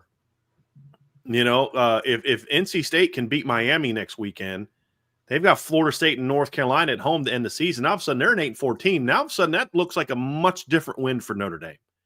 Yeah. But then if you beat up on a crap Miami team, it's like, okay, they suck. But that would give NC State a 3rd top 25 win. So part of this is just wanting to manipulate the results a little bit of what I get that completely. Notre Dame. Yeah. Yeah, but I don't ever get upset when Miami loses. Some of it is also still my disdain for, and honestly, I don't really have that much of a disdain for Miami fans after the loss as much as I thought I did. And then when the playoff rankings came back out, I was like, oh yeah, no, I died. Oh, that's right. You guys are still there. All 30 of you online are still there and all upset about Miami. The only reason you care now is because the Dolphins also suck. That's the only reason that you really care right now. Yeah, the Dolphins are the worst football team in the state of Florida by kind of a lot. By a lot. They're bad. They are really, they're really bad. pretty terrible. I just think FIU sucks as well. They're pretty bad. Yeah. But the fact that we're talking about the Dolphins or FIU, not a good spot. Yeah. Not a good spot. Brian, let's talk a little national picture here. And the first game that we're talking about, noon kickoff, we are going to give a bigger breakdown of this game, but it's number 7 BYU on the road against number 8 Texas Tech. So we're just going to basically with this one just tell you what we think we want to happen and not we'll save the analysis for, including this one. We'll do the same thing for Oregon, Iowa, do the same thing for LSU, Alabama. This is an easy one for me, Trevor. It's you want BYU to win. And there's 2 layers to this. Number 1, you want BYU to win. If BYU wins, A&M or Texas Tech falls behind Notre Dame and will never surpass Notre Dame. The second scenario is if Texas Tech wins, you want it to be a convincing win. So I don't care if BYU wins by a point. If they win by a point, a 2-loss Texas Tech team falls behind Notre Dame. I don't think there's any doubt about that. The worst case scenario is a really close, competitive, down to the wire, last second or overtime Texas Tech win over BYU. Because now there's a scenario where it's Texas Tech and BYU just swap. And then Oregon smacks Iowa and then jumps ahead of both of them, and then Notre Dame doesn't move. That's the worst case scenario. So either A, number 1 goal, you want BYU to win. If BYU isn't going to win at Texas Tech, then you want it to be convincing. You want it to be a beatdown to where BYU falls out of the top 10. So those are the 2 layers. You can be helped by either team winning, but the score matters more if Texas Tech wins. You want it to be more convincing. That makes sense. Yeah, absolutely. Switching over to the SEC here, Brian, at noon kickoff, number 5, Georgia on the road against Mississippi I just want to speak to something real quick. Somebody just said even if Texas Tech loses, they could win the conference title game and 2 teams could make it. Yes, but that has nothing to do with Notre Dame. So, you don't have conference champions leaping Notre Dame like they did last year. I don't care. This is the thing I keep saying. Well, what if 3 ACC teams make it? Where are they ranked ahead of Notre Dame? No, then I don't care. Doesn't matter. It doesn't matter if Texas Tech wins the league. What matters is, are they ahead of Notre Dame? And if they lose to BYU, they won't be ahead of Notre Dame. I don't know that there's a lot left on their schedule that's going to make them leap Notre Dame. So that's the whole point. And Bill, it's not about 12 slots. There's no guaranteed numbers for anybody. There's only 1 guarantee for each for conferences. That's it. There's only 5 guaranteed spots. There's no slots. So if a second Big 12 team gets in, then they're going to have to knock out somebody behind Notre Dame. They're not going to knock out Notre Dame unless Notre Dame falls in the rankings. That's the reason that you want BYU to win this game. Texas Tech may run the table, but if they're only 2 spots ahead of Notre Dame now, with 1 loss without their starting quarterback, if they lose again, they're not going to be ahead of Notre Dame. So it doesn't matter if the Big 12 gets 2 teams. It won't matter. It'll hurt Texas maybe. It might hurt Oklahoma. It could hurt Utah if they win out, because then they get knocked out, because they might want to be the second Big 12 team. It might hurt Virginia. It might hurt Louisville. Might hurt Miami. Won't hurt Notre Dame because they're going to be lower than Notre Dame. There's no slots. It's going to hurt the 5th SEC team that wants to get in, the 4th Big 10 team that wants to get in. That's who it hurts. It doesn't hurt Notre Dame unless Notre Dame doesn't play well the next month. So BYU win is best. Second best scenario is a Texas Tech blowout win. Makes sense. Agree? Disagree? No, I agree. The one question I do have and this is a genuine question because I just don't know how the committee will do this. If Texas Tech, let's say it plays out the way that we talked about, they lose this weekend and fall behind Notre Dame. If they fall behind Notre Dame, especially in a close game, I don't think they go from 8th to 14th, call it 11th or something. Notre Dame goes up to 9th.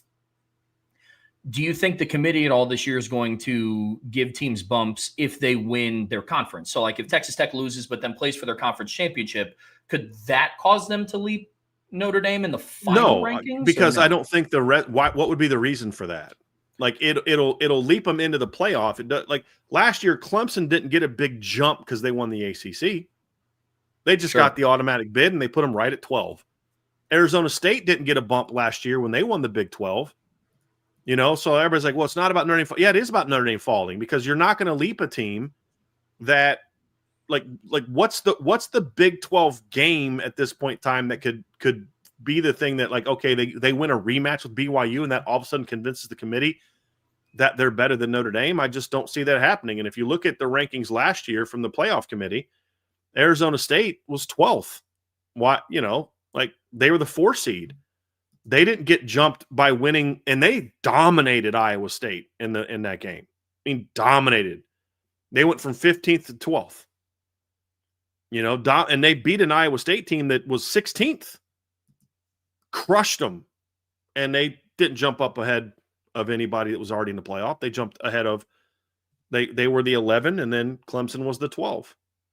Now, as far as like the number of teams. Now they were the 4 seed because of the way that it went, but Right. they were the second to last team in the rankings.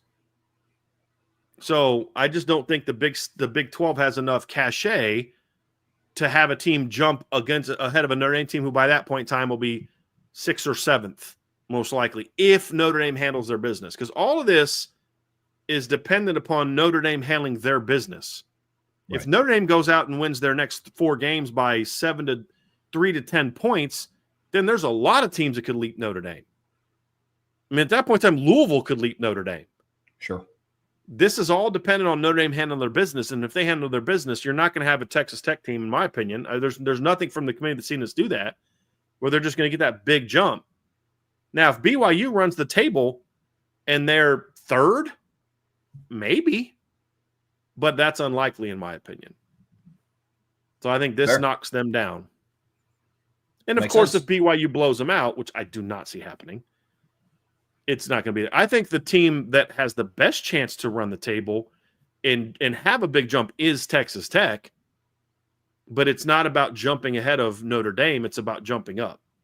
Like if BYU loses, like if BYU gets blown out by Texas Tech, that's the team that I think could fall really far.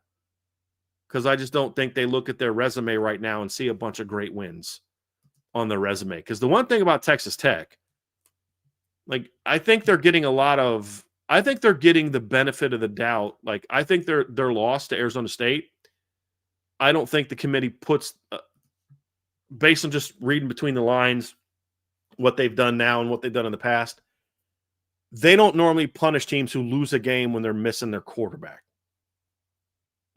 And you look at how they've played in every other game with their wins this year were by 60, 48, 31, 24, 24, 25, 42, and 23, and then 4-point loss to Arizona State without their quarterback.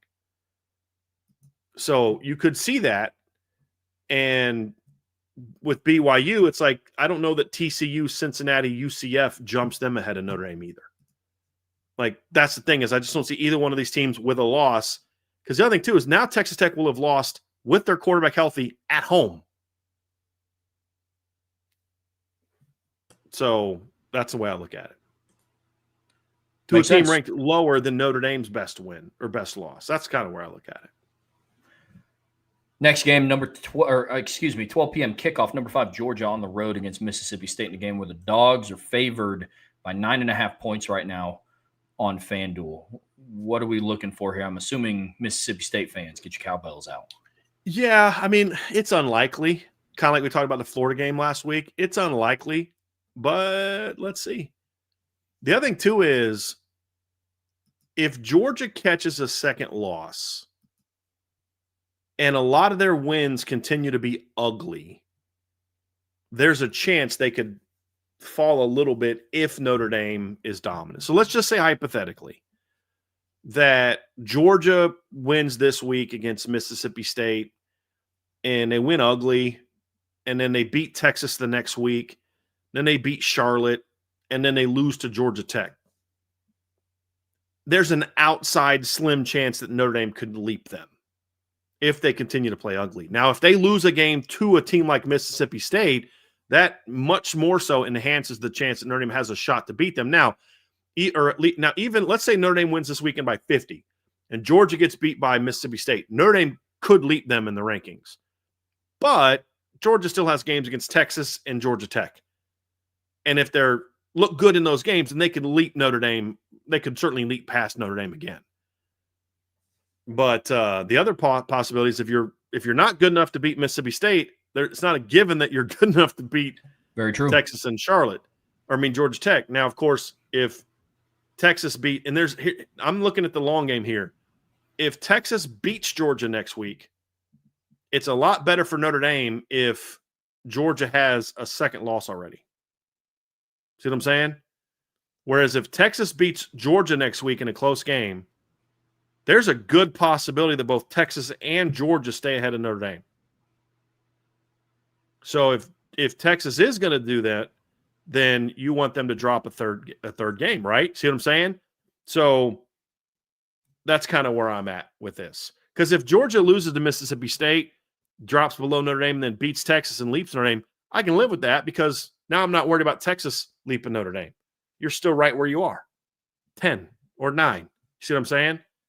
So a little bit of chaos in the SEC helps Notre Dame. It's not likely, but Mississippi State's playing good football, man. They've been competitive and like all but maybe one of their losses. Actually, I think all their losses. They lost to Texas by a touchdown. The game they were winning by 17. They lost to Florida by 2. They lost to Tennessee by 7. The only team that blew them out was Texas A&M. Yeah, so I was right.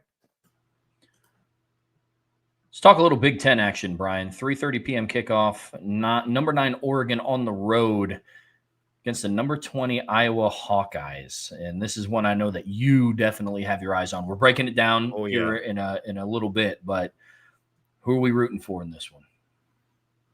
Or Iowa to win this game. Yeah, I mean, I don't think Iowa's going to have enough to jump Notre Dame, so they'll get a big jump. They'll get a bump. I mean, Iowa's got a legit shot of, if they run the table, of getting into the playoff. Look, think about it, folks. They're 20 right now. Definitely within striking distance because they have to play Oregon and USC on the road.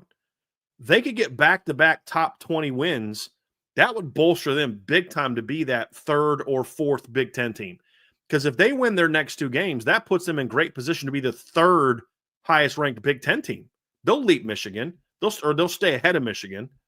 Even if Michigan beats Ohio State, I think they stay ahead of Michigan because they'll have multiple big wins. But I don't think it vaults them ahead of Notre Dame. So what it does do, however, is guarantees that Oregon stays behind Notre Dame. I don't see – I mean, if Oregon's only 1 spot ahead of Notre Dame with a better record, what happens if they lose to Iowa? So, yes, I think Oregon losing to Iowa would be big for Notre Dame. I'm not – of all the games we've talked about so far, or that we will talk about with the SEC and Big Ten, I think this is the most likely game where you could see an upset. So this is one you definitely have your eye on. Do you think an Oregon loss here does anything if, USC beats Oregon? Do you think it carries as much weight, though? I guess, talking from a Notre Dame resume standpoint. I mean, if Iowa beats Oregon and they drop and USC is able to beat Oregon later on in the season, do you think that does anything to Notre Dame's resume? It definitely from helps. The opponents they've already played? Because now if you're USC, you're 10-2. And then you would have beat the team that beat Oregon next week. So, yeah, I mean, look, if USC beats Oregon, whether they lose to Iowa next week or not, it guarantees they remain a top 25 team, which means it's a good win. Because Oregon would then be 9-3. They're still probably a top 25 team. They're just at the bottom of the top 25. So, yeah, I think that would definitely help Notre Dame. Good deal. Yep. Another national game. We're getting into the night window here. Wake Forest on the road against Virginia, who are 6.5-point favorites against the Demon Deacons, Brian. Yeah, look, with Virginia and Louisville, the other game at 7 o'clock, we can just put them together, Trev. You've got also Cal at Louisville. The odds of, I think, those teams leaping Notre Dame are not great, especially Virginia. So you want them both to take another L. It's simple. You want Virginia and Louisville to take a loss. I don't think that they have a huge impact on Notre Dame's resume. The team that could in my opinion, now here's where some chaos could happen for Notre Dame. And it's unlikely, but it's possible. If Virginia drops a game, that gives the committee the greater ability to jump Louisville up even more. Because right now, I think they felt real uncomfortable putting them ahead of Virginia when their resumes overall are similar. Like what everybody said about Notre Dame and Miami is actually true for Louisville and Virginia. I think Louisville has a better resume, but it was close. If Virginia loses and then now all of a sudden you don't have that roadblock of Louisville ahead of them, Louisville also still has Clemson and at SMU and home against Kentucky left on their schedule. That could maybe vault them up a little bit, Trev, and to the point where if they win the ACC, maybe puts them ahead of Notre Dame. Now, what I don't think it does is knock Notre Dame out, but potentially, let's just say, if Louisville beats Cal this weekend, beats Clemson, goes on the road and beats SMU, beats Kentucky, and then wins the ACC, you could see them leap Notre Dame to where maybe that knocks Notre Dame off the 8 line. So that's I'm more concerned about Louisville than I am Virginia. So that's where I'm at with that one. Between the two in these two games, who do you think is more likely to be upset, Virginia or Louisville?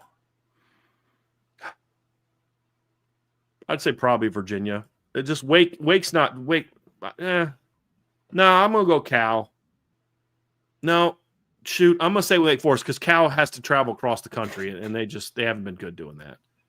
So it's just neither of them are highly likely, but Cal. This is what Cal's done in their road games this year.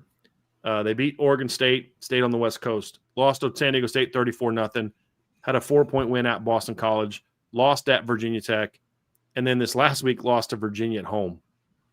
So, yeah.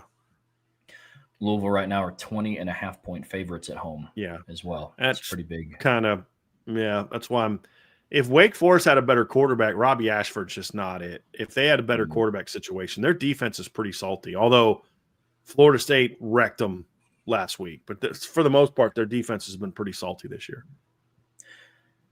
Last game from a national perspective, talking about Notre Dame's kind of playoff outlook here, is 7:30 p.m. kickoff, LSU on the road against the number 4 Alabama Crimson Tide in a game that just doesn't have as much luster as we thought it did going into October, but here we are. That's college football decided to college football this year.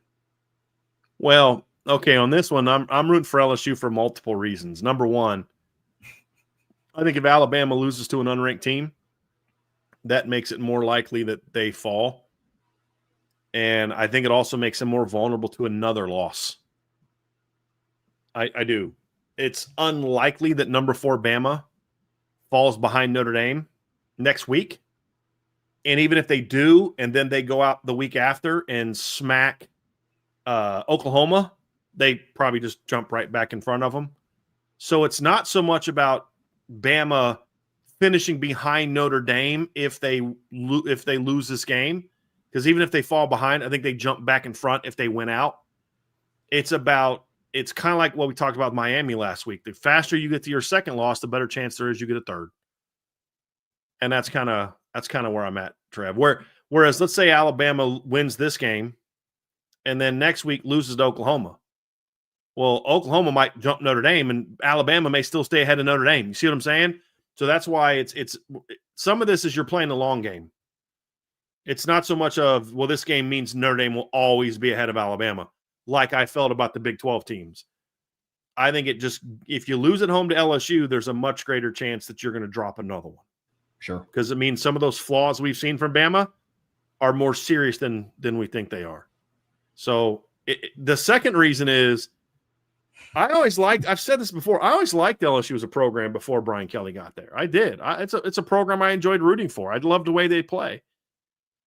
It just would be so awesome if the game after Brian Kelly gets canned, the interim coach goes out on the road and beats Bama. I just think that'd be so poetic. It doesn't help Notre Dame's playoff chances a ton unless Bama drops another one. But just how much fun would that be? As a Notre Dame fan, just how much fun would that be to watch LSU go out there and beat Alabama on the road, the game after Brian Kelly gets fired. And then you get to listen to the Brian Kelly apologists try to take credit for, he's the one that really put this team together.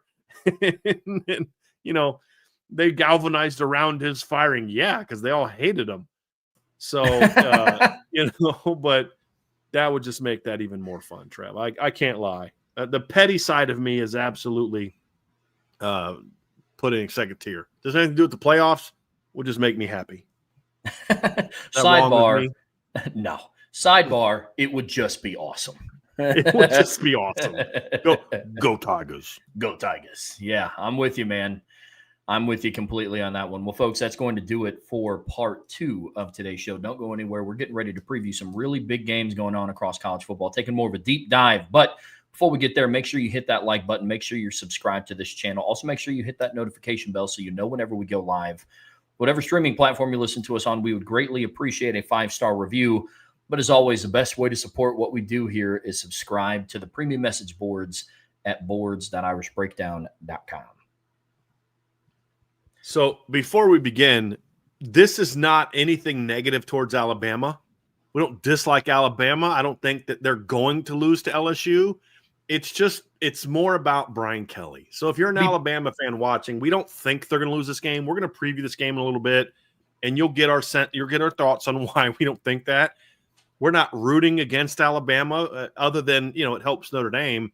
It's just, as people who really dislike Brian Kelly, it just would be super poetic. So unfortunately for you Alabama fans, if you're watching, you're going to have to hear us say this would be fun for Notre Dame fans, but it's not an an Alabama thing, nor do we actually think it's going to happen, which we'll get into here as we dive into this next segment. But I just needed to throw that out there because it's not an Alabama thing. It's not personal against Bama. It's not that we think LSU is going to win. It's just, it's our Brian Kelly. and I've never hidden my disdain for Brian Kelly. It just would be very poetic. Down where it's scrolling at the bottom where it says boards.irishbreakdown.com, we should have put like a little disclaimer. It's like, breaking to all Alabama fans. This is not an indictment of our feelings towards your program specifically. More so the unemployed guy that just left Baton Rouge. Yes. Yeah, I get it. Brian, in part 3 of today's show here on the Irish Breakdown podcast brought to you by FanDuel, we are talking big picture college football, and we are talking some of the bigger games that are going on across the country this Saturday. And some of them we've already kind of mentioned, but we're going to take a deep dive here and do about 4 different games. And we're going to talk, the matchup overall, what it means for each team, and then I don't know if you do. I'm assuming you do, but I have predictions for how for these 4 games. So for these first 4, I have predictions. Yeah, first 4, same page. So we're gonna have a lot of fun talking about some of these games. The first one is one that we already mentioned. It's number 7 BYU, who are 8-0 on the year, on the road against the number 8 Texas Tech Raiders, who are 8-1. Kickoff is at 12 p.m. Eastern time on ABC. Texas Tech right now are favored by 10.5 points. The over/under is set at 52.5. You've got this, Trev. This is, interestingly, the 3rd all-time meeting between BYU and Texas Tech. The most recent game was a game in 2023 that BYU won. The previous meeting, Trevor, was 1940. So this is not a game we've seen that often. Very fascinating game to me. This is for the Big 12 supremacy here. I think the winner of this game, it's not a lock. It would be stupid for anyone with 3 games left in Big 12 play to say, done deal, this team's in, unless they are mathematically locked in, because as you and I both know, Trev, this is a league where chaos can and often does happen. I think you said going into November last year, did you say this right? Was this correct that going into November, of all the teams that had a shot to win the league, Arizona State had the lowest odds to win the Big 12, and they won the Big 12? But the winner, especially if it's BYU, has a tremendous opportunity to essentially say, just handle your business and you're fine. Matter of fact, I think if BYU wins this game, they can drop a game and still be in the Big 12 title game. Yeah. Because of what happened last weekend, because of Cincinnati losing. They can't have more than 1 loss. BYU obviously is the only undefeated team in the league. Texas Tech's the only team with 1 loss. So BYU would literally have to drop 2 of their final 3. And even then, I don't know what the tiebreakers would be. So they'd have to fall apart after this. So if BYU wins, it's incredibly hard for them to get knocked out of the playoff. If Texas Tech wins, they have a great shot, in my opinion, to still get in. I could see Texas Tech maybe dropping a game in a really close game and still maybe being right there at the 11 seed when it's all said and done, depending on how things shake out. But this is a big game, Trev. I love this matchup because it's two very different teams. One team sort of that built from it within, through recruiting, through development, hard work, blue collar, win gritty games, find ways to win, not always pretty, against the team that basically rebuilt themselves through the portal, brand new roster, and Joey McGuire's done a masterful job of bringing all those new faces together with some of the returners, battled through quarterback injuries. They've their starter got hurt, then their backup got hurt. Their starter's now back, and they have just, outside of the one game they lost with their quarterback out, has been dominant this season. These teams could not be any more different in how they're put together and how they've gone through the season. Other than this, they both know how to win. And that's what's made these two teams really good. Joey McGuire's done a tremendous job with this team. It's not as easy as people think to have a team that's got that many transfers come together as quickly as they did. That requires great leadership that starts at the top. And then just the job that Kalani Sitake has done the last 2 years at BYU is outstanding. For those who don't remember, their starting quarterback got kicked out of school right before the season started. Like, I think it was June, right? May or June. And their quarterback, the next guy on the list, is a true freshman, Bear Bachmeier.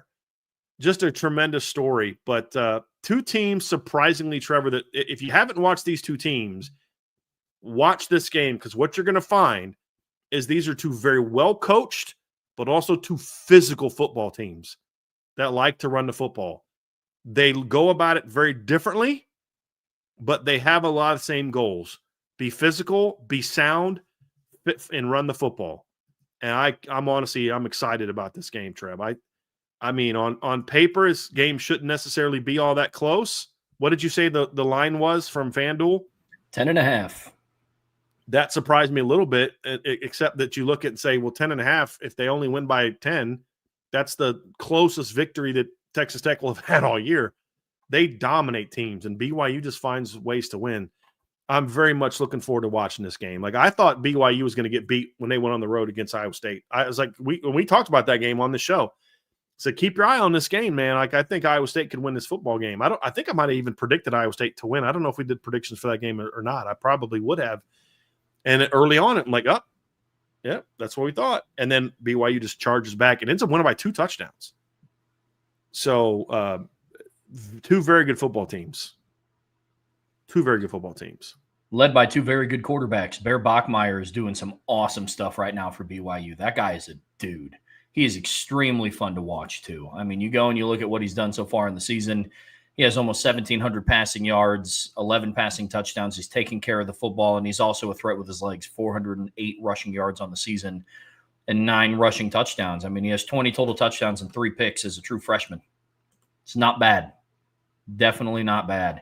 And then on the other side, like you mentioned earlier, I mean, in every single game that Texas Tech has had Baron Morton, they've been absolutely annihilating people. Baron Morton is also a dude. I mean, missing a game, he has more passing yards than what Bear Bachmeier does. 15 passing touchdowns, 4 interceptions. Not much of a threat as a runner. Well, he's strictly a pocket passer, but he is the real deal for the Red Raiders. He missed 2 games. Yeah. And parts of another. Yeah. He missed Arizona State and Oklahoma State and only threw 12 passes for 91 yards in the win over Kansas. So, and to your point, Trev, I mean, he's got 15 touchdowns in basically 6.5 starts. Through a lot of it came early. He had 11 touchdowns in the first 3 games. And since then, he's had 4 touchdowns and 3 picks and since they got into Big 12 play. But again, part of that's because against Kansas State last weekend, he went 21 of 32, 65.6%, 249 yards, only 7.8 per carry, 2 touchdowns and a pick. But that's against a Kansas State defense that had been playing pretty good football in recent games. And that was his first game back in a month. So he's a good football player. And we talk about the overcoming losses that BYU had to do, but let's not forget that Quentin Joyner got hurt. He was supposed to be a big-time playmaker, the USC transfer. He was supposed to be a big-time playmaker for this Texas Tech team on offense. He got hurt. And then Texas Tech already had to overcome the loss of Taj Brooks, who's in the NFL now, who was their 1,500-yard rusher last year.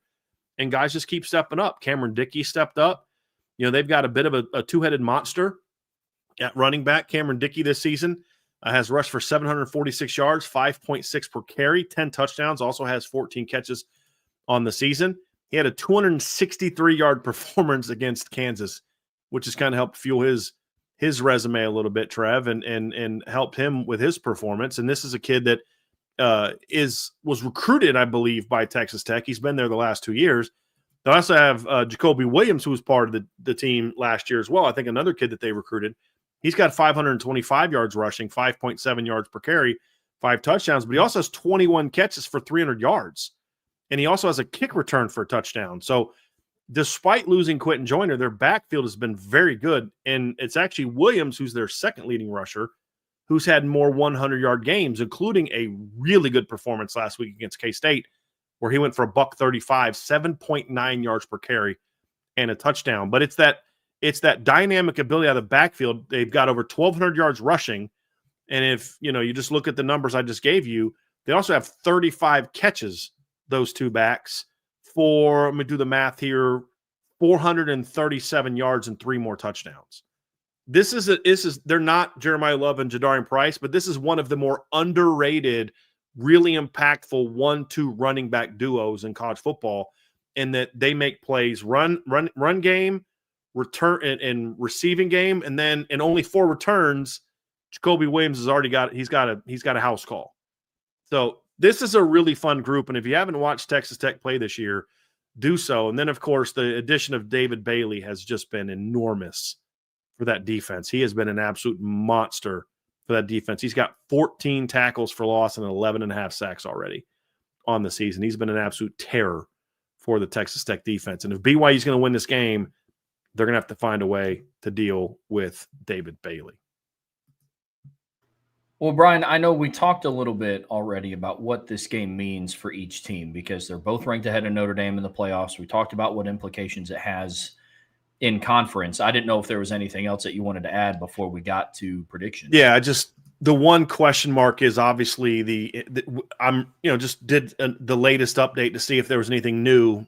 LJ Martin is still, I think, questionable for this game. That could be the big wild card. If he's not good to go, if he's not able to kind of be, or at least even close to 100%, that could hurt them a little bit. And that puts a lot of pressure on Bear Bachmeier, because Bear Bachmeier is their number 2 leading rusher at 408 yards. Their next leading rusher's only got 101 yards.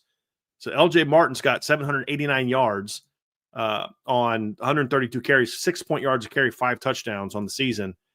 He's a very experienced back. He rushed for over 1,200 yards the 2 previous years for them. He's a big-time football player. It's going to be a lot harder to win this football game if LJ Martin either can't go or he's not close to 100%.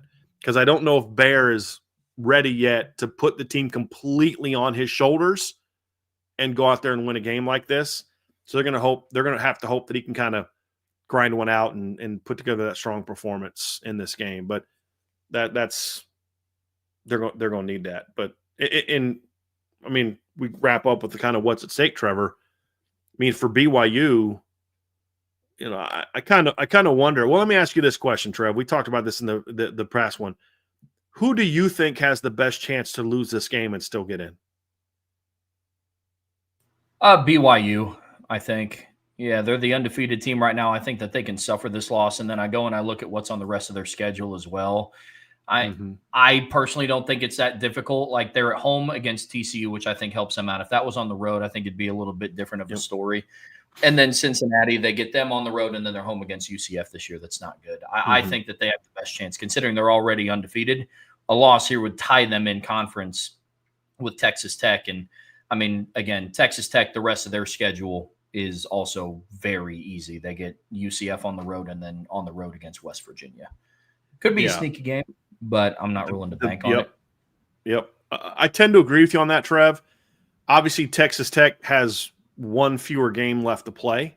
Yeah. So if they win, they're in a great position. I do think the TCU game, though, for BYU could be really dangerous.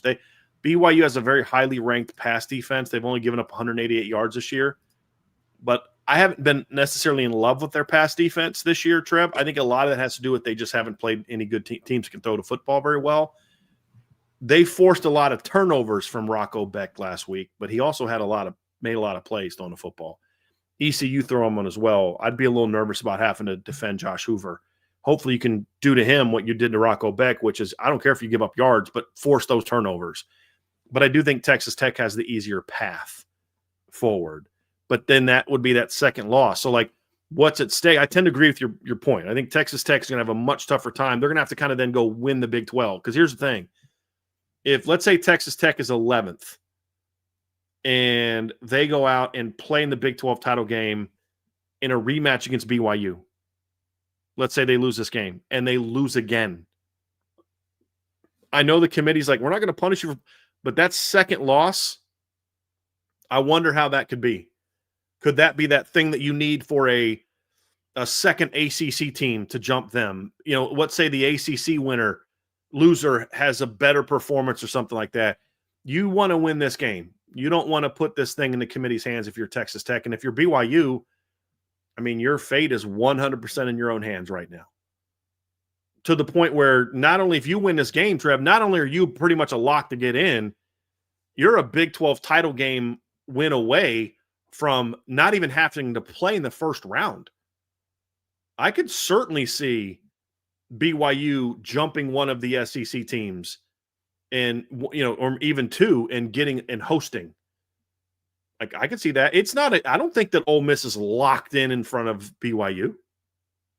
If BYU wins out, I don't think Georgia or Alabama, one of those two teams, is necessarily locked in to be ahead of BYU if they win out. So it's going to be very fascinating to see what that. But at the end of the day, Trev, I think beating Texas Tech at Texas Tech is going to be a tough ask for BYU. What are your thoughts on the matchup? And then let's get our predictions in. Yeah, I echo a lot of the same sentiment that you do. I think that things aren't trending in like the best direction right now for BYU, and I'm not talking about the season as a whole, but you know, the LJ Martin kid being, I mean, I don't see him being 100% for this game, even if he's deemed good to go. Right. And that's a lot of pressure to put on Bear Bachmeier in another really rough environment. Now, I love the way that he performed against Iowa State on the road, and we talked about it at that time that, Matt Campbell gets that team up to play at home now. Like, that is not an easy place to go in and win at, and I think that BYU, once you factor in the travel as well, I think that was a really admirable performance. I also think Texas Tech is a much better team than Iowa State is. Mm-hmm. I think they're a little bit more talented than what Iowa State is. I think that's going to be a really rough time for BYU on the road. And it's what takes a day. You have a team in Texas Tech that has just been beating the brakes out of people outside of the one loss when they didn't have Baron Morton. You have a team in BYU that they're kind of won ugly a little bit. You know, they beat Colorado by 3, and Colorado is not good. You know, they beat West Virginia by 14. They beat Arizona on the road by 6. Beat Utah by 3. Like I said, their Iowa State win was really impressive. You know, but outside of that, didn't Colorado didn't Georgia Tech turn the ball over on like 3 of their first 5 possessions against Colorado on the road and still won that game? Do you remember that? Touchdown. Yeah, not even like they won it overtime in like a 2-point conversion. They just outright in regulation won by a touchdown. Yeah. And started the game, I think, turnover, punt, turnover. Yes. Like Colorado is not good, bro. And still won on the road. They're not good. No. They're not good. I love this BYU team, Trev. I do. They're so much fun to watch. I have a great respect for them. Their fan base is on Twitter's a little weird, but most fan bases on Twitter are a little weird. You know, there's a lot of bitterness about Notre Dame, you know, and I get it to a degree. Notre Dame was supposed to have a return trip to Provo. They never did it. They didn't honor their contract. I don't think that's right. They should do that. And so they're like, yeah, bring on Notre Dame. I'm like, you guys got something else you need to worry about before Notre Dame. Like, I'm sorry. Like, A, you don't want that smoke. B, you need to worry about Texas Tech a little bit before you start worrying about Notre Dame. I just think it's real simple, Trevor. I just think Texas Tech's a better football team. And like you said, they lost one game with their backup quarterback. I don't see them. I just don't think that BYU has the horsepower. I think if they were at home, they'd have a much better shot. But honestly, I would probably pick Texas Tech to win this game, even if it was in Provo.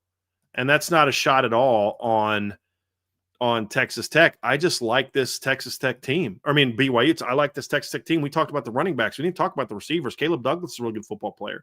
Reggie Virgil's had a really nice season for them. If Notre Dame fans should remember him, he was that big, tall kid that had the long reception against Notre Dame last year that we talked about going into that game. Is like, this is a power 4 receiver.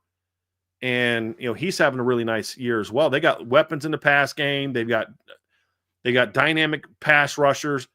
The key is if you can protect the quarterback and have time to throw, you can throw on this football team. But not a lot of teams with David Bailey have had a lot of time to throw the football. So I just think this is a good team. I just think Texas Tech's a better team. And I think they win. And I think that they win somewhat comfortably in this game, Trevor. What say you? I have a score prediction. I'll let you give yours first. Yeah, I have Texas Tech winning this one as well. The biggest thing in this matchup for me is will BYU be able to take care of the football. Texas Tech is the number 2 team in the country in generating turnovers. They have 20 on the year, 10 interceptions, 10 fumbles gained. On the flip side of the coin, you have BYU, who ranked 5th in the country in turnovers lost. They do a really good job of taking care of the football. I believe Bear Bachmeier only has 3 interceptions on the season. And I'm looking right now. He has 3 interceptions on the season. 1 came against West Virginia, 2 against Arizona on the road, which is one of the reasons why this game went into double overtime. Exactly. Outside of that, he hasn't thrown an interception. And so him taking care of the football, it's a chain reaction. I think with LJ Martin being hurt, you put more on the shoulders of Bear Bachmeier. I think he feels like he's going to have to make some plays. It's one of the reasons why I think Texas Tech is going to win this one. I think turnover battle is going to go a long way in this one. I have Texas Tech winning 31-24 in this game. We're close. I'm 34-20. I just think Texas Tech's going to jump ahead on them early. It's going to force BYU to have to throw more. You're going to see some mistakes from Bear. And I just think Texas Tech has a convincing win in this game. Brian, game number 2 that we're talking about, little trip down to the SEC. Number 3, Texas A&M Aggies, who are undefeated 8-0 on the year, on the road against number 22, Missouri Tigers, traveling down to Columbia, or I guess technically up to Columbia. Living in Indiana, I assume whenever anybody travels, it's down, heading down to.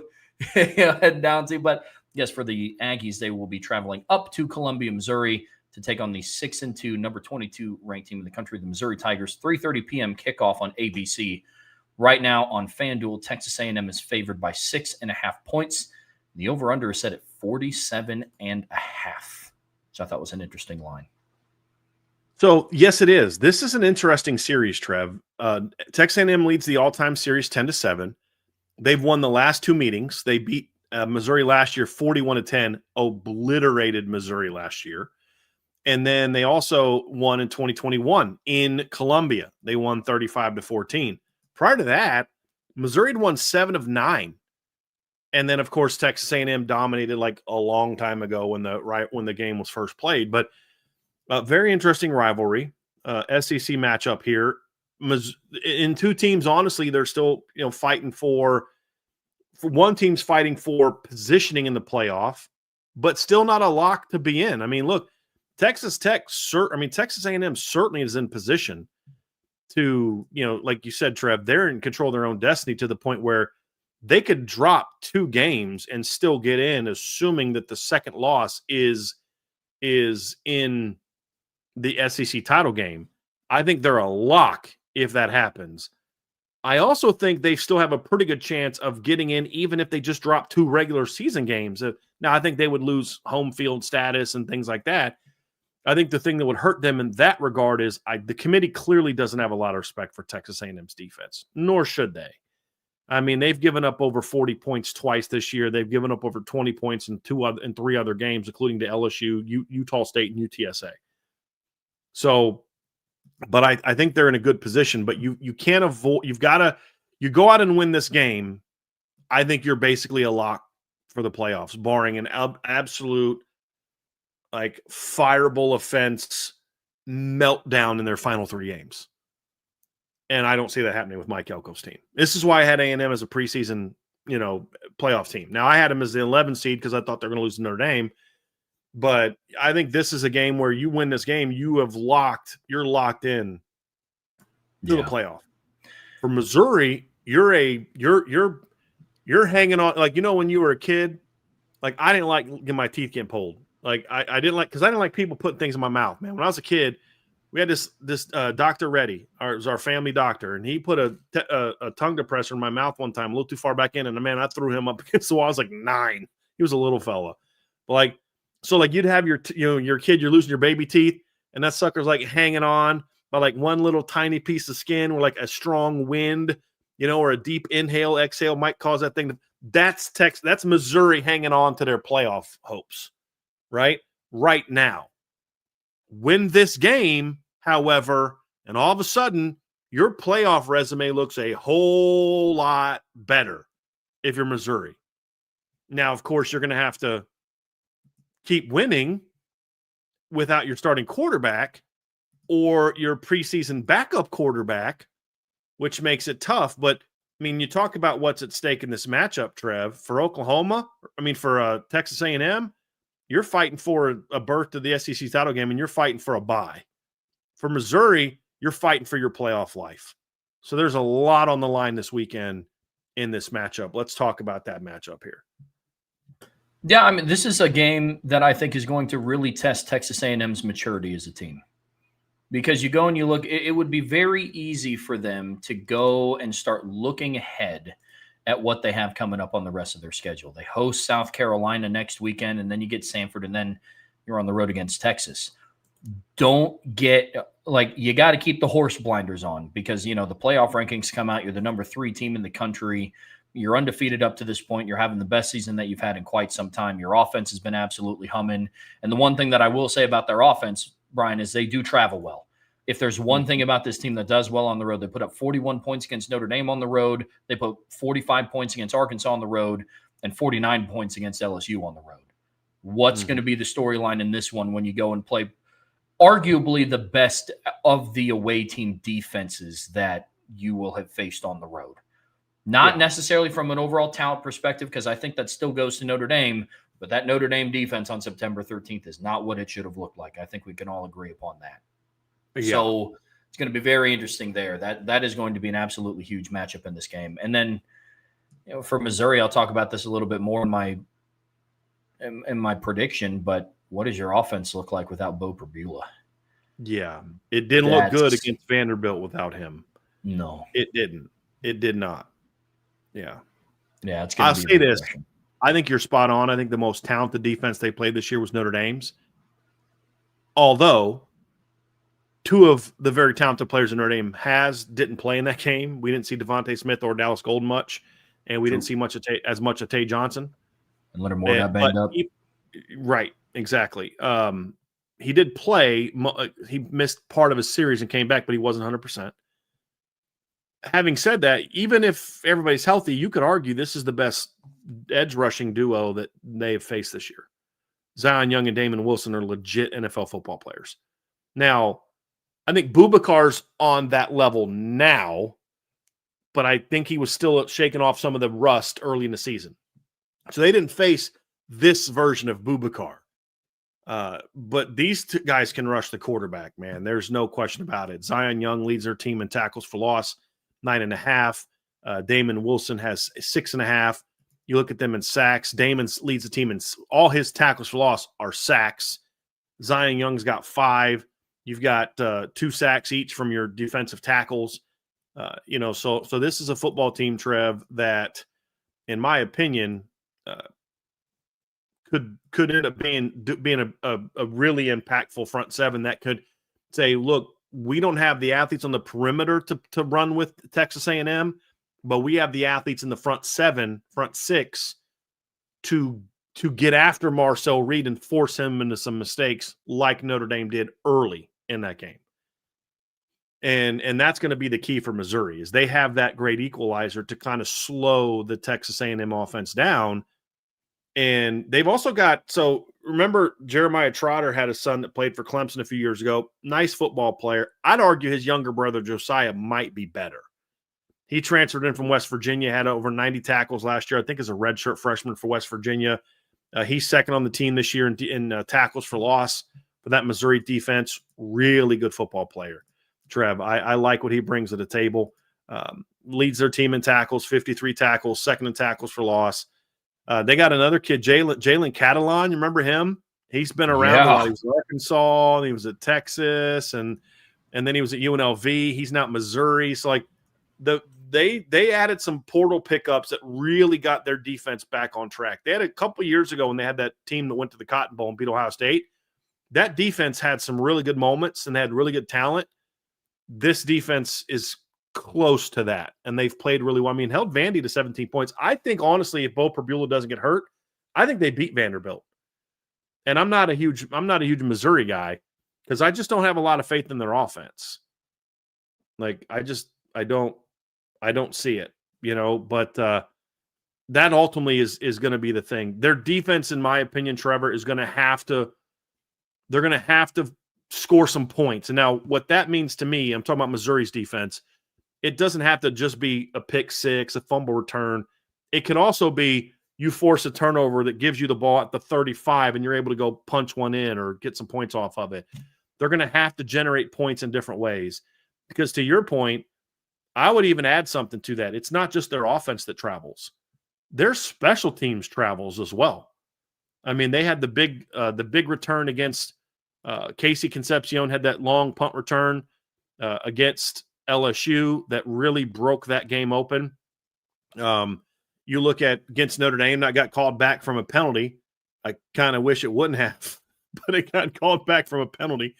But they had the kick return for a touchdown against Notre Dame as well. So it's not just their offense that's traveled. Their special teams has traveled well this year too. And they did something at the end of the Notre Dame game that Notre Dame can do, which is snap, hold, and kick an extra point in that instance. So I just don't know. I mean, even if you keep them in check and you hold them to 24 points, is that enough for you to win? I don't think that it is with what we've seen from this Missouri offense this year, Trev. It was an okay offense previously. It's really not good now. I mean, they haven't been over 400 yards since they played UMass. Looked good early, but as they started playing better teams, their offense has not been as effective. And they've scored 24, 23, and 10 points in their last three games against Bama, Auburn, and Vanderbilt. So without Bo Perbula, I think it's going to be tough for Missouri to win this game unless their defense can give them some short fields and allow them to get some easier scores. That's kind of how I see it, Trev. For A&M, it's just keep doing what you're doing, man. You're not going to be a lights out. It's not going to look like the Wrecking Crew defense at any point in time this year. It's not going to look like the 90s R.C. Slocum, Bob Davie defenses with Aaron Glenn and Sam Adams and all those guys, right? But what you can do is do what you did against LSU, which is be disruptive, which then forces them into some turnovers. You do that, you're going to win this game going away. But if you let the young freshman quarterback, Matt Zollers, who's really talented, get comfortable early, they can make it a ball game. That's where I'm at. Yeah, I think this game comes down to Marcel Reed. I mean, look, every single game this season that he's played a defense with anything that resembles a pulse, he's thrown a pick. He had a pick against Notre Dame, Auburn, Mississippi State, Florida, and then he had 2 picks against LSU. It just didn't matter because he rushed for 108 yards and 2 touchdowns because death taxes and LSU's inability to defend quarterbacks with legs. But that's awesome. Thank you. Death taxes and LSU's inability to defend a quarterback that can use his legs. That's great. But the one thing working out in Missouri's favor is that they've done well against quarterbacks who are mobile. They have. I mean, Jackson Arnold, I'm not counting him as a dual threat like a Marcel Reed. Ty Simpsons can make plays with his legs, but he's not a dual threat guy. But Diego Pavia is. And in that game against Missouri, he had 8 carries for 20 yards. And that says something a little bit to me. And the one team that was able to kind of limit Marcel Reed with his legs was Auburn. And Texas A&M had them at home. He didn't throw a touchdown pass. He finished the game with 7 rushes for negative 23 yards, didn't get into the end zone with his legs. And Texas A&M only won that game 16-10. That is the type of performance Missouri's defense is going to have to do to Marcel Reed and try to limit him, because we've seen it, Brian. When Marcel Reed is able to play point guard and make plays with both his arm and his legs, this offense is extremely hard to stop. That's why they've traveled so well. Notre Dame did a pretty good job keeping him in check until the end of the game. He only had 37 rushing yards, but then he made that big third down run late in the game. So it's hard to keep him down for 4 quarters is the point that I'm making. Yeah. And, I mean, even in the Notre Dame game, unfortunately, because let me say this, I agree 100% with the point that you're making. You could also argue on the flip side that Marcel Reed didn't have to use his legs because the defense just didn't feel like playing coverage at all. Well, Mario at times. Yeah, at times. Like if they weren't just blowing coverages left and right, then he might have. But the point is, they needed him too late in the game, though, Trev. Yeah. And he went out and did it. You pointed out that Auburn's the only team that stopped them from running the ball. He had minus 23 yards rushing. He's had at least 30 in every other game. Let me read you something, and you guys tell me at home if you can pick out which game is the Auburn game. Here's Texas A&M's point totals this year. 42, 44, 41, 16, 31, 34, 45, 49. Which game of that do you think was the game that Marcel Reed had minus yards rushing? It might be that game where they scored 16 points. Maybe. That's exactly what Missouri is going to need to happen. And for Texas A&M, if he doesn't run for a lot of yards because you're protecting him and giving him time to throw, then you're going to rip Missouri up. If you're Texas A&M, however, you're going to need to have a game plan that says, what if we are having trouble blocking their pass rush? What's our plan? How do we slow it down? How do we go at it? They didn't have a plan for Auburn. Auburn slowed them down. Auburn's got a pretty good Keldrick Faulk. They've got a pretty good front, and they hadn't quit yet at that time. So they battled that game, and A&M struggled to move the football. Marcel had a rough game. What's your game plan if you can't protect him as well against these pass rushers? They're going to have to figure it out. That's the reality. Yeah, agreed. So, like the matchup, but Missouri can win this game, but they need a lot of things to go in their favor. I know that everybody's waiting on the November meltdown, the late season meltdown. Guys, this is a different Texas A&M team. Sure is. It just is, in my opinion. Yeah. Well, and that's something that you and I talked about in the preseason, man. Like this isn't your older brother's Texas A&M team where they'll upset Alabama one week and then lose to Kentucky the next week. It's different team, different head coach, different culture there, better pieces on offense, more cohesive to what Colin Klein wants to do. And a lot of that feeds into my prediction for this game, Brian. I'll go ahead and give mine, and then I'll toss it over to you. And I have Texas A&M winning this game, and I have them winning pretty handily. I have them winning 27-13. And close. Yeah, and close. I'm 27-17. I have Missouri scoring late. Here's the issue with Missouri's offense for me. I'll get to their defense in a second. But I think Missouri's offense is very predictable, and it even was with Bo Pribula. It was not a secret how they were going to try to attack you. They would hit Brett Norfleet, their tight end in the red zone. That's why he leads the team in touchdown receptions. And the one receiver that has the lion's share of the target and receptions is Kevin Coleman. He has 51 receptions. Next closest is 26. Ahmad Hardy has been a dude. I think he still leads the NCAA in rushing yards, and I think he might be close in rushing touchdowns. But Ahmad Hardy for them has been a dude, but a lot of him was freed up because Bo Pribula was a threat with his legs. And I don't think that it's a mystery that he had one of his lesser games. Really, once they got into the bulk of the SEC play, it's been downhill-ish for him. Against Alabama, he had 12 for 52. Against Auburn, he had 58 on 24 carries. And then against Vanderbilt, he had 97, but on 20 carries. He's not a threat in the pass game. Yeah. He is a strict runner. And without Bo Prabula's playmaking with his legs at quarterback, this becomes a very easy offense to defend, in my opinion. I think they're going to struggle to move the ball. I like their backup quarterback, Matt Zollers. He's very talented, but he's a true freshman. He's very young. I think he's going to be very good down the road.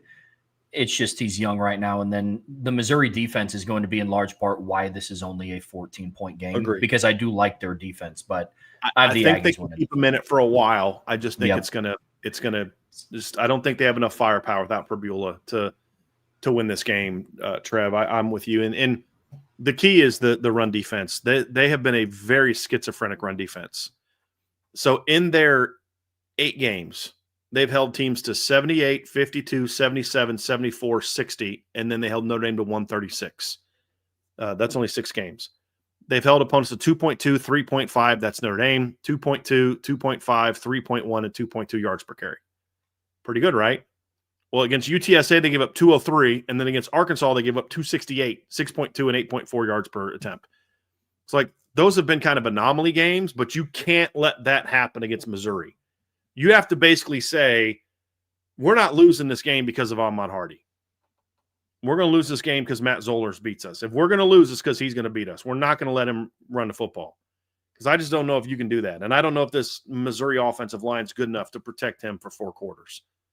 I just don't. So 27-17 is my score prediction.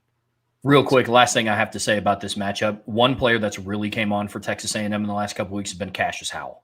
Like I remember, man, he played angry. Bro, when we were talking about the Notre Dame matchup, you know, he's a quality player, but he's not like some of the first round talent. Dude, I don't know if he heard that and took it a little personal, but he's kind of been balling the last couple of weeks. Just to give a shout out to Cassius Howell, he ate LSU's offensive line alive. Yeah, absolutely alive. That's a pretty terrible offensive line. I was about to say context always matters. But I mean, from the get go, he was John. He was playing hard. I mean, he wanted something in that game, Trev. I mean, he was and you hope he can continue that down the stretch. Because if he can kind of be that guy more consistently, then you're gonna force teams into more mistakes. You are. Third game that we're going to talk about here, Brian, we're switching over to the Big Ten. Number 9, Oregon, who are 7-1 on the season, travel to Iowa to take on the 6-2 20th ranked Iowa Hawkeyes. Kickoff is at 3:30 p.m. Eastern time on CBS. Right now, Oregon is currently favored on FanDuel by 6.5 points. The over-under is set at 40.5. That is low. Mm-hmm. Low. Very interesting matchup here, Brian. It is. I'm very much looking forward to it. Look, this is the 4th time they've ever played. First time since 1994. They played that year. Oregon won 48-18. So this is another one of those first time in a long time matchups because of the 4 Pac-12 teams that have joined the Big Ten. And it's a game where, I mean, I don't know that a lot of people had that predicted preseason. I don't think a lot of people, even fewer people, had this predicted after Iowa lost at home to Iowa State. That this game on November 8th is going to have playoff implications for both teams. And the schedule set up for both teams to be playoff teams if they can run the table. Iowa's 9 right now, or Oregon's 9 right now. They have a very unimpressive resume. I don't even think they deserve to be 9th. We talked about that a little bit on Tuesday night. But you know why I didn't spend a whole lot of time and I wasn't super angry about it? Because it won't matter by the end of the month. Because with the schedule they have coming up, they'll either earn their way into the top 4 to 5 or they'll get knocked out because of their schedule, or they'll get knocked down because they've got to play Iowa on the road and they get USC at home and then they got to play at Washington. I believe also, correct? Isn't their last game at Washington? If they win those 3 games, then Oregon has now earned the ranking that they now have, which I think is based more on reputation. And the committee chair even said, like, we spent more time probably talking about Oregon than anybody. So I think they see the struggle with, they've had a lot of blowout wins, but they haven't beat anybody. They kind of got pushed around a little bit by Indiana in their lone defeat. But look, they got Iowa, 6-3 Minnesota, USC, number 20 USC, and number 24 Washington coming up. So they played number 19, number 20, number 24 in the last 4 games. 2 of those games are on the road. So they'll have their chance to earn it. For Iowa, you're literally in like elimination mode. And you've got your own tough schedule coming down the stretch. So Iowa, Oregon could maybe lose a game and still get in. Maybe. Their schedule's good enough to do that. They'd need some help. Iowa does. Iowa can't. Iowa needs to win out. And they've got the schedule to do it. And they still may need some help, but they've got Oregon at home this week. They play at USC. Then they're home against Michigan State, at Nebraska. If they can win this game, they get that big jump. I think they jump into the top 15 if they beat Oregon. I do. And then if they beat USC the next week, that could have them knocking on the door of a playoff berth.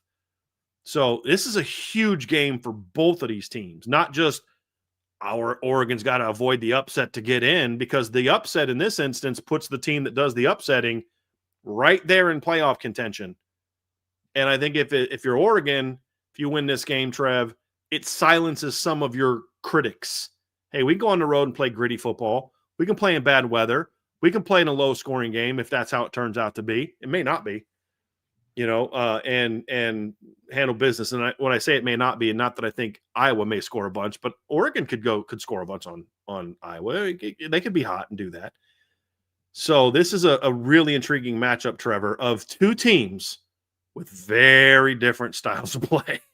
Like, they could not be more polar opposites in regard to how they're put together and how they play and how they coach than these 2 teams. I don't know that you could get a greater contrast in any league, much less the Big Ten. Yeah, short of them playing a triple option team, I don't know if you can get much more of a difference than. But I agree with you. This one these are the matchups that I love talking about because of how vastly different both of these programs are. Oregon likes to spread you out, air raid offense. I think Iowa would be okay going 9-3 every year and having 0 passing touchdowns. Literally, they haven't had a quarterback in double digits. I think Kirk Ferentz would be okay with that. I don't know. Yeah, true. Like everybody at Iowa loves that, but yes, Kirk Ferentz would be fine with that. But look, man, we're talking about a program that has had 1 passer in the double digits in passing touchdowns since 2021, and he had 10. So it's not like one year they had like 22, and every other year they have like 6. No, one year they had 10, and the other years they have 6. But this is an Iowa team that's, again, it's just feasted on their defense, and it's a program that I've been saying for years, if they just had a passing offense, not top 10, not top 25, not top 50. If they just had a passing offense, this team would be really, really difficult to beat. Yeah. But this matchup is going to be really interesting. Oregon's rush defense against Iowa's rushing offense is definitely going to be very interesting to watch on Saturday night. Yeah. Afternoon. Yeah. And look, neither of these teams are fully healthy. Dante Moore's been banged up lately. And Mark Gronowski's been a little bit banged up lately because they basically use him as a fullback at this point in time. So I'm very curious to see, Trev, kind of how this game plays out. I'm trying to see about Dante Moore's status, but my understanding is I thought I saw early in the week that Dan Lanning said he could have played against Wisconsin if they needed him to.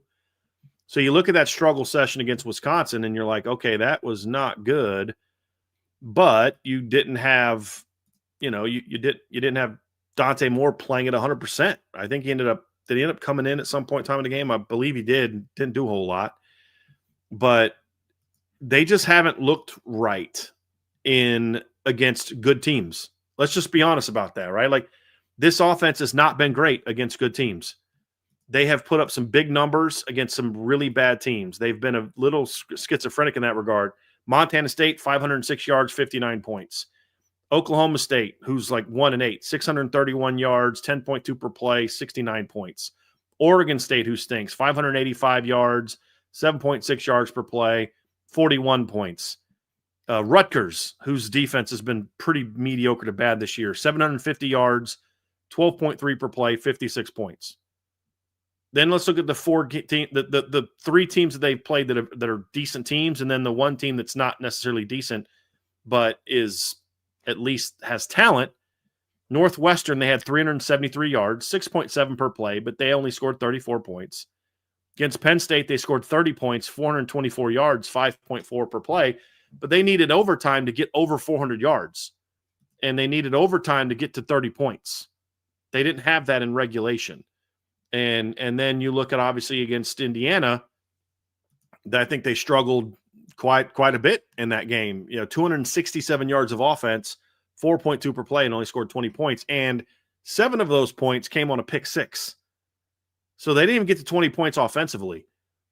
Indiana and Iowa have very comparable defenses. Like, 3 of the best defenses in college football this year are in the Big Ten. And not just because the Big Ten offenses suck, like has been true a lot of years. These are legitimately really good defenses in Ohio State, Iowa, and Indiana. Like, legit top 10 defenses. And Oregon struggled. And then, of course, we saw what happened last week against Wisconsin. So I think there's a lot of people that think Oregon's just going to go on the road and just kind of use their athleticism to out-athlete Iowa. Number one, Iowa's got better athletes than you think on defense. Number two, this ain't the same Oregon team that they were last year. In any way, this is not the same team. But then the question is, the defense could hold them to 17 points and still lose, and Iowa could still lose. That's the thing, Trevor. This game is ultimately come down to your defense has got to do what they've been doing, and if they do, you have a shot to win. But can you make enough plays throwing the football to win this game? Now, I'm not saying Mark Granowski's got to throw for 285 yards, but he's going to have to make some plays. He's going to have to hit some third down plays. He's going to have to hit at least, one shot somewhat down the field to move the chains. Because Oregon's going to come into this game, Trev, you better believe this. They're going to come into this game and say, you are not going to run the football on us. And for the most part, they've been a pretty solid run defense this season. Oregon has the one thing that Oregon can do is they're pretty good against the run. They've held their last 5 opponents to 67, 139, and that 139 came in overtime. 111. They held Indiana to 111 yards and 3 yards per carry. Held Rutgers at 123, 2.9 per carry. Held Wisconsin 110 to 3.8. The only team to go over 150 on them was Northwestern. And they're also the only team that's been over 3.8 yards per carry. They were at 4.8. So they have a pretty good rush defense. And you can believe, because they have a very talented defensive line, that they're going to say, hey, look, if you're going to beat us, you're going to have to beat us throwing the football. And their pass defense has been pretty good this year. Their defense has actually been surprisingly good. It's been their offense that's been their problem. And so that's the reason that I'd be concerned if I'm Iowa is, this may be a game where the first team to 20 wins, but I don't know what my confidence level is right now that Iowa can get to 20. I think the most fascinating thing about this matchup is it's basically the new age of college football versus like the 1990s version of college football. And truthfully, Mark Granowski has 4 passing touchdowns and 4 picks on the year. That's pretty crazy. Mark Granowski's passing stats are making Riley Leonard look like John Elway last season. And Riley Leonard was not a thrower of the football. It's crazy. But yeah, that's the biggest differentiator in this matchup for me, the rushing stats that you brought up. Oregon's run defense is really good, and that's kind of the only thing that Iowa can do on offense. And that's it. And I wish I could paint this picture of, they just haven't had to pass. You kind of had to in some games. You didn't pick up 2 losses because you still rushed for 300 yards. You just didn't. So that's what feeds a lot into my prediction for this game. To your point, Trev, in the game they lost to Iowa State, they went 13 of 24 for 83 yards, 3.5 yards per carry. And their other loss against Indiana, they threw for 192 yards, which for them is a lot of yards. No touchdowns, 2 picks. But they threw the ball 38 times to get to 192 yards. They had a 5.1 yard per carry average. Their yards per attempt average this year is in each game 3.0 against Albany, 3.5 against Iowa State, 7.5 against UMass, 10.3 against Rutgers. I don't know where that came from. 5.1 against Indiana, 4.4 against Wisconsin, 4.3 against Penn State, and 7.1 against Minnesota. Now, no, I did not accidentally give you their pass defense numbers because they have a very good pass defense. I gave you their offensive numbers. And until the touchdown pass they threw this past week against Minnesota, they hadn't thrown a touchdown pass since September 13th against UMass. Like, I don't know that you can win playing grinded out, gritty football against Oregon, because I think Oregon does not have the same offense they've had, but they have enough offense where they can hit a couple plays down the field. I think that's what's going to come down to this is can you go out and make enough plays in the pass game if you're Iowa to win this game? I'll say this. The team that can make the most plays in the passing game is going to win, because this is two teams that want to run the ball, two teams with pretty good run defenses. Who can make the clutch plays? Now, a clutch plays in the pass game could be converting a 3rd and 5 if you're Iowa. But you're going to have to hit some of those plays, Trev. That's what I think this game's going to come down to. It really does. And how does Iowa – and then the other thing is Oregon has not been a great traveling team in the Big Ten. Now, they did spank Rutgers a couple weeks ago at Rutgers.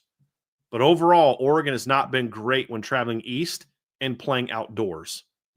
And I'm very curious kind of how that's going to go. If you look at the last 2 years, and a lot of it is, their offense doesn't necessarily travel super great. So last year, they played at Purdue. They won 35-0, only had 421 yards in that game. And if you watch that game, it was on, I think it was a Friday night game.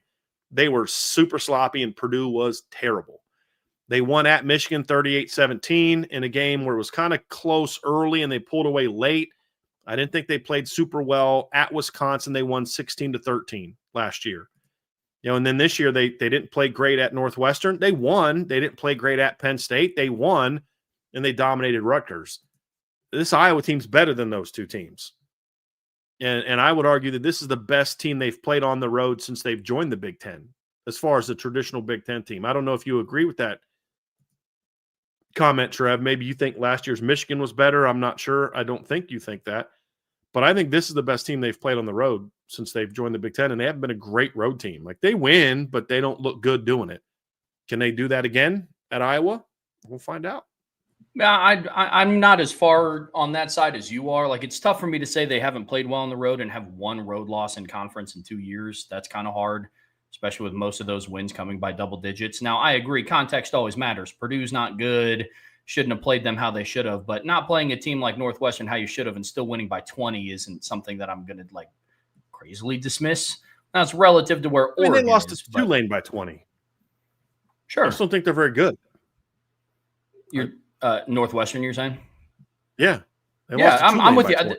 Yeah, I'm not. This isn't me staking my claim that Northwestern is a good team. I just can't say they haven't been great on the road in the Big Ten when they have a loss. Or actually, I don't think they've lost on the road in the Big Ten. No, but they haven't played bad teams. They just don't play well. My point is, this is a different animal than what you've played. This is your chance to say, and this is where I started this conversation, is this is your chance to say, we can do this. We can go east. We can go east in the cold weather and play well. Yeah. Like you didn't do against Wisconsin last year, because the Northwestern game, it's back in September. Sure. It's still nice in Chicago in September. And this is a different animal. And this is your chance to silence those critics, much like we talked about with USC last week when they went to Nebraska. Yeah. It's the same thing. I think Washington has to still show that a little bit, and say, hey, can you go east, especially late in the year, and win some of these games? That's going to be a question with a lot of these teams. So it's going to be a fascinating game, Trev. I'm very much looking forward to it. It really is going to be a great game. Let's talk. Anything else you want to discuss about this matchup? Any keys that you're focused on? I think you mentioned earlier, what game was it? It was, was it the Texas Tech BYU game? Whoever wins in the trenches. And I think this game is also like that. Iowa has to win the battle in the trenches.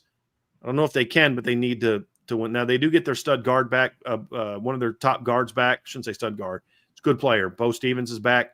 That'll help their O-line. But it's going to be a fascinating game. Look, you went and got Mark Gronowski. If you're ever going to let him loose, this is the game to let him loose. You know what I mean? Yeah. Not that he's going to throw 35 times, but let him loose as far as, like, take a couple shots. Like try to get Oregon come down, try to hit a shot, do a play action, do a bootleg, do something throwback, do something to let him use his arm. This kid won a national title at the FCS level. Why bring him in and just like not let him do anything all year? Like it's about time that you guys figure something out and make a play. But they needed that against Iowa State. They needed that against Indiana, and they couldn't do it and weren't willing to do it. Yeah. So that's where I'm at. Yeah. Oh, we get predictions for this one, Brian? Yes. Yeah, I said this at the start of the year, and I think Iowa's a quality football team. But the saying "they are who we thought they were" comes to my mind with Iowa. I'm not surprised that they're ranked. I'm not surprised that they're at the top of the middle portion of the Big Ten. They're definitely not up there with IU or Ohio State. I think they're definitely closer to Oregon in that regard. But Iowa is who I thought they were, and they're always going to be that way until Kirk Ferentz has an identity change. Like every single year, it's, well, they got this quarterback now. It's time that they open up the offense. It will never happen. I'm convinced if they got Patrick Mahomes, they would just turn him into a running quarterback because that's just what Iowa does.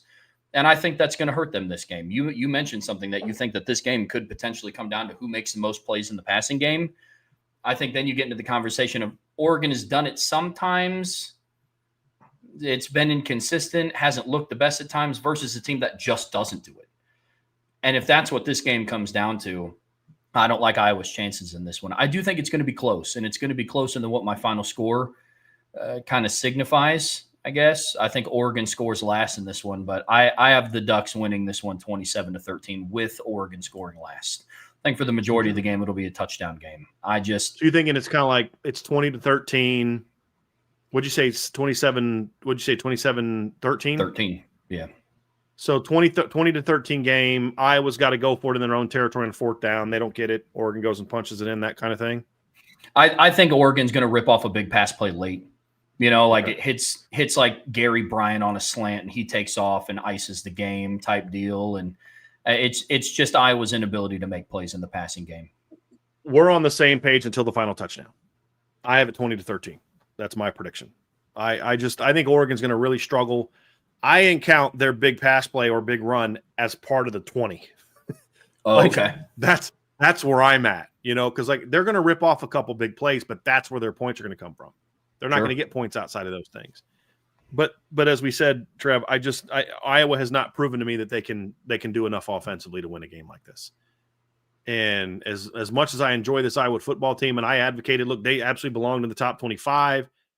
At the end of the day, Trev, you scored 13 points and 15 points against the two best teams you played this year. And then you played a talented Penn State team at home and you gave up 24 points and you only scored 25. Like and I honestly, I think I'm a big Kirk Ferentz fan as far as the entirety of his career. I think he's missed a golden opportunity the last 5 years to go out there and say, hey, we're going to at least do a little something different to just try to be a little bit more, not open, but just within your power running offense. Go look at what Stanford did. You can still be a power running team with a 2,000-yard rusher and have some stud tight ends and solid veteran, good route running receivers and a good quarterback and make enough plays to go win you some games 27-24 instead of losing them 20-13. But his just stubbornness of how he believes the game should be played has cost them opportunities like this year. This defense this year for Iowa, last year's defense for Iowa, were good enough to get you to the playoffs and maybe do some damage. And when you get there to win a game or so, but it's like, nope, we're not going to do that. We're going to just, play this style of ball. And it's been disappointing to see them, they've wasted some opportunities. Simple as that. Well, that's the frustrating part, man. You hold IU's offense to 20 points and lose. You held Iowa State's offense on the road to 16 points and you lose. We talk all the time about coaches needing to look in the mirror. At some point, Kirk Ferentz can't just be okay with, we're just going to beat teams running the ball 40 times a game. Right. If that's your less than 100 yards, if that's what you want to do, just run the triple option at that point. Exactly. Like Mark Gronowski has at least a rushing touchdown in every game this year, and he has 4 passing touchdowns. Yeah. Eerily similar to Blake Horvath's numbers. If that's your goal, then just buy into that. Right. Because with how good your defense is, I mean, man, it's frustrating. Yeah. I get you. In the last 2 years, Trevor, they've lost 7 games. In those 7 games they've lost, they've thrown for 83, 192, 99, 110, 150, 185, and 131. And in those games, they have thrown a combined, let's see, 1, 2 touchdown passes in those 7 games. 2. So yeah, you can beat up on teams that you have better talent than without throwing for touchdown passes. But every time you play a decent team, you lose those games because of it. And that's what's frustrating. Yeah. That's what's frustrating because this defense is legit, Trev. Oh, yeah. Last time Iowa had a quarterback to go over 200 passing yards was in week 1 of 2024 against Illinois State. Yeah. Since then, they haven't really – yeah. It's rough. I will say this. If they can make 3 or 4 big plays on offense, I think Iowa can win this game. Like, I have Oregon winning because I just need to see that Iowa's offense against a team like – because, like, I keep telling her, this is not last year's Oregon team. And that means sometimes a bad thing because they can't score like last year. But there's also a much better Oregon defense, or at least has been so far than it was last year. And I don't know that like if you think that you're just going to be able to kind of make a couple big plays against an undisciplined defense, they've done a pretty good job coaching this defense up. And this is something I've been very critical of Dan Lanning about. I'm not saying they're an elite defense, but they're a good defense this season. Oh, yeah. And they've only given up more than 20 points twice. And one of those came in overtime. I can't remember. Did Pence, was it 24-24 at the end of regulation, or was it 17-17 at the end of regulation? It was 24-24, right? What was the final score of that game?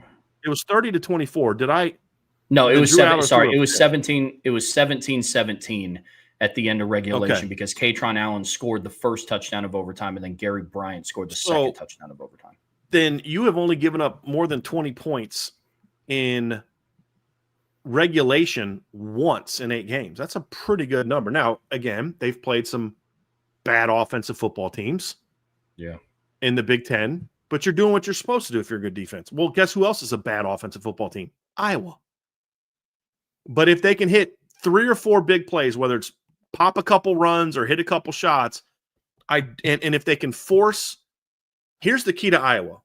Hit some big plays to get Oregon on its heels, whether it's a reverse, double pass, popping a big run, whatever. And then you've got to get Dante Moore uncomfortable, because here's the thing. You're going to look at Saturday night or Saturday afternoon in Iowa City, and it's going to be cold. It's going to be in the 40s. It's going to be rainy. It's going to be an ugly day. But this is a kid from Detroit. He's played in cold, rainy Friday nights. You know what I mean? But this is different when it's in college football. Can you get in his head early? Can you get some hits on him early? Can you get him out of rhythm? If you can create some doubt early in Oregon's offense's mind, I think they're vulnerable to the big mistakes that could then set you up on short fields. That's the key. Hit a couple big plays, and your defense has got to get you a score, whether it's a direct score or getting you the ball after a turnover, blocked punt, something. I believe LeVar Woods is still Iowa's special teams coordinator, correct? Let me look that up real quick. But he's a guy that I've always been very high on, and a guy that I think this is the kind of game where, LeVar Woods is still their special team coordinator. Big fan of the work he does. Your special teams or your defense has got to give you a play that allows you to get a score. And if they can do that, that's the recipe to beating Oregon. Of all the games I have picked here, this is the one that I think that I could be wrong about. That's it. That's it.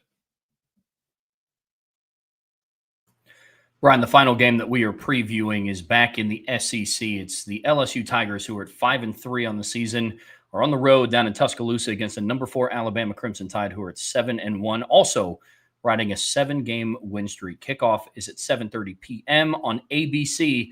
Right now on FanDuel, Alabama is favored by 9.5. The over-under is set at 49.5. This matchup doesn't have the same, I guess, magnitude to it that we thought that it was going to, say, 3 weeks ago, but it's the reality of the season of college football that we're in right now, man, and this is what we got going on. I'm not super shocked that this game doesn't mean as much. I'm not going to lie to you, Trev. It's just I thought Brian Kelly had at least had enough talent to be 9-3. You know, like that's kind of how I felt. But I think this actually adds a lot more intrigue to this game, Trev.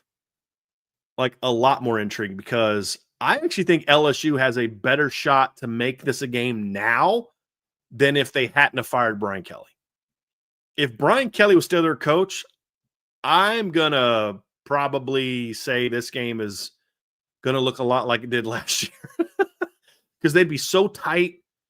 They'd be so like, oh, God, we can't make a mistake. Coach is going to lose his mind. He's going to go purple face on us. You know what I mean? It's like, I think now you got nothing to lose. You fired your coach. You've got a veteran quarterback. It's your recipe that you talk about, Trev, that we've seen before all season, to where, not that I think they're going to win the game, but, you know, could it be something that allows them to be competitive? Because let's be honest, this game was probably not going to go LSU's way no matter what. This is a series where it's a rivalry, but Bama has the all-time lead 57-27-5. Alabama's won the last four. So LSU won in Kelly's first year, and then Bama won the two previous, and then LSU won in 19. So they've won a couple, but you know, Bama's won 12 of the last 14 since they won the rematch in the title game. So starting with that 2011 title game rematch, they've won 12 out of 14 games. And they got beat by Joe Burrow and Jaden Daniels. You know what I mean? Like, I don't know that Garrett Nussmeier is in the same category as Joe Burrow and Jaden Daniels. You know what I mean? So, but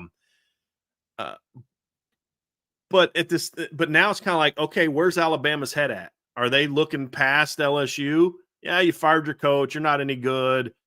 Let's now focus on this big game we got coming up next week against Oklahoma.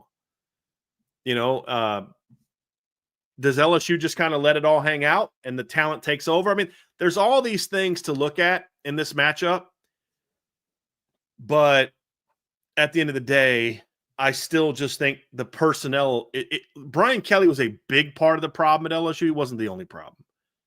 The offensive line doesn't miraculously get more talented just because Brian Kelly got fired. The pass defense doesn't all of a sudden get better because Brian Kelly's getting fired. The ability to stop a mobile quarterback doesn't go away just because Brian Kelly got fired. And while Ty Simpson is not a runner, he's an athletic kid that can hurt you with his legs, as South Carolina found out, as Georgia found out. So that to me is kind of where I'm at on this, Trev, is while it's a great story, even if the personnel to me is just not such that I feel like LSU can win, barring Bama just overlooking them. Yeah. And just not being locked in. That you and I look at this matchup the exact same way, Brian. I would argue that I think the damage of what Kelly did this season, and honestly with a lot of the returning players that they had going back to last season, I think that damage has already been done. I'm with you. I think it's a great story. Now Garrett Nussmeier can play free, but do you know how hard it is to reverse regression? 100%. Do you know how hard that is? Like it's not now that Brian Kelly's gone, Garrett Nussmeier is going to look like the projected first-round draft pick that he was in July. I don't think he was ever that Which guy. Even then, I didn't think that he was anyways. Thought he was fine. Thought he was a little bit of a gunslinger. Good veteran quarterback. They were going to be good this year because their defense was going to be improved. They had talented receivers. And they had talented running backs. So they've just, for whatever reason, just decided, yeah, I know we've got Caden Durham, and I know we got a 5-star freshman in Harlan Berry, but let's just go ahead and not use them. Yep. But Sounds I think like a smart idea there, Coach. I think the damage has already been done, what Brian Kelly did. And it goes against my theory of, teams galvanizing around after their head coach is fired. Now, I do think that they will come out more passionately in this game. Yep. Like that won't be a question. They're going to be fired up to play this game because I think that, as they should, they believe that they can win this game because, like, I'm not saying that there's a 0% chance that LSU wins, but I look at this a lot like Notre Dame's 2016 defense. Once they fired Brian Van Gorder, they didn't just start playing like a top 20 defense. Gave up a bunch of points to Syracuse in that next game. 33. Like 50-something to 30-something. Yeah, exactly. Yeah, man. And that's how I look at it with this team. Now, I think that this team across the board has a little bit more skill than what the Notre Dame 2016 defense did at the time, comparing levels here. But I think the damage has already been done, unfortunately. And I think that similar to what we think that the Boston College win did for Notre Dame and what we think it could do for them this week and kind of like their wake-up call in November, I think that's what the South Carolina did for this Alabama team. Kind of give them a reminder that it's like, hey, teams can sneak up on you. When you look at the matchup of this game, Trev, here's the issue for LSU. Does LSU have personnel that can, on the perimeter, that can make plays against Alabama's pass defense? I do. I think Alabama has a good pass defense. I don't think Alabama has an elite pass defense. I think something that's helped Alabama this year defending the pass is they haven't played a whole lot of teams that are very good throwing the football. Yeah. You know, Florida State hit some big plays on them. Florida State only needed to throw the ball 14 times to beat them. Louisiana Monroe, no. Wisconsin, terrible pass offense. Georgia, their pass offense at the time was not very good. And they didn't give Gunnar Stockton any chances to make plays in that game with his throwing arm. They played Vanderbilt. We've talked about this. Diego Pavia threw for less than 100, 200 yards against Alabama. That's kind of what Diego Pavia does all the time. You know, I mean, he threw for 160 against LSU and only 129 against Missouri. The only reason he threw for a bunch of yards against Texas is because they were way behind and Texas's pass defense isn't that good. He also threw for less than 100 yards against Virginia Tech, or 200 yards against Virginia Tech, less than 200 yards against South Carolina, because he's a dual threat quarterback and throwing for a bunch of yards isn't his game. That's not what they necessarily ask him to do. It's not necessarily a shot at him. It's just not what they ask him to do. And so you continue to kind of look at what Bama's done. Missouri, you know, they're not much of a throwing team this year. And then, you know, South Carolina went 18 for 33 for 222 yards. They're not much of a throwing team. They did do a decent job against Tennessee, but they still give up 268 yards. Those on 44 attempts. That's really the only really good pass offense that they've really played this year. And LSU has the chance to be a good pass offense if they can come out and protect Garrett Nussmeier in two ways. One is try and run the football and keep them balanced. And then number two, can you actually literally protect him? And obviously that was something they struggled with against LSU. And Alabama's run defense is okay. It's not great. Florida State ran all over them. Georgia ran all over them. The only reason Vanderbilt went for $135 is because they were down big. They went for 7.1 a pop. Missouri went for 163 on them, 5.8 yards per carry. Tennessee went for 142, and South Carolina went for 111. Neither one of those teams are very good at running the football. So you can have some success running on Alabama, but you're not going to win this game because you rush for 250 yards. You can win this game because you can do enough to keep Alabama focused on both parts of your offense. If you're just going to drop back all game like they have all year, you're going to probably get beat because Alabama's going to figure it out. So, yeah, I'm very curious how this was going to go. But I think if they can find some balance and protect Nussmeier with Aaron Anderson and you know Barian Brown and some of the receivers they have, I think they can do in their trade. The big tight end they have, Dean, is a really impactful player that I could see making some big plays in this game. If you can do that, I think this team has a chance to move the ball and score a little bit on Alabama early. Can they do it for 4 quarters? That's a different question. That's the first part of this matchup that intrigues me. Yeah, I don't really have much more to add than that, man. I mean, look, this is an intriguing matchup. I think it's more intriguing because of the potential storylines that come out of it, not so much from the football X's and O's matchup. If I'm just being 100% honest, would it be a great story if, you know, the week after Brian Kelly gets fired, they go down to Tuscaloosa and beat Alabama? Yeah, absolutely. Yes, that'd be an amazing story. Yeah, that'd be Sorry, great. Alabama fans. We're looking at this from a Notre Dame standpoint. It would suck for Alabama. I respect Alabama. Everybody knows I'm a big Kalen DeBoer fan, but not as much as I dislike Brian Kelly. Yep, very fair. But continue, Trev, because it's just It's going to be tough. Yeah, it's going to be really tough. I don't know if we're ready for predictions yet, but I think Alabama is one of the top teams in the country. We can have a healthy discussion on if they're a championship caliber team yet. They have holes. I would argue that We're having that conversation about a lot of teams this year. Exactly. Including Notre Dame, including to some degree. I mean, I still think Ohio State and Indiana have some things to prove a little bit. Like Ohio State looks great, but they haven't played anybody that's like good yet, like real good yet. Yeah. Georgia's got holes. Bama's got holes. Ole Miss has got holes. BYU, Texas Tech, Oregon, Notre Dame, Texas. I mean, so a lot of those teams. But yeah, Trev, you're right. This is still a really good football team. Yep. I think you had them in the Final Four. I had them in the championship game before the season. Yep. Now, that looked pretty dumb after week one. Those predictions looked real stupid after week one. But they've settled in and become a good football team. But here's the thing, though, about this game, Trev, that makes it interesting. They haven't been consistent. Yep. And especially in a non-big game situation. And that's what's going to be interesting is we're going to learn a lot about Alabama's maturity this season because that was a big problem for them last year. They were a very immature football team. This team has shown more maturity. This team has shown that, hey, we can not get rattled by South Carolina beating us, make plays, do what we need to do to win the football game. You know, didn't play great against Missouri, but they found ways to win the football game. Didn't play great against Georgia, found ways to win the football game. But there's just been some times where it's like, boy, this team just doesn't look super focused like they should. And LSU's good enough that if you do that, they can hurt you. There's enough talent there to hurt you. That's what intrigues me is where is Bama locked in? Are they treating this like a big time rivalry game? Are they treating this like a we've got something to prove moment? If they do, I think they win this game and win this game comfortably. If they don't, they can get upset by LSU. This isn't a game where LSU has no chance to win. Oh, they're terrible.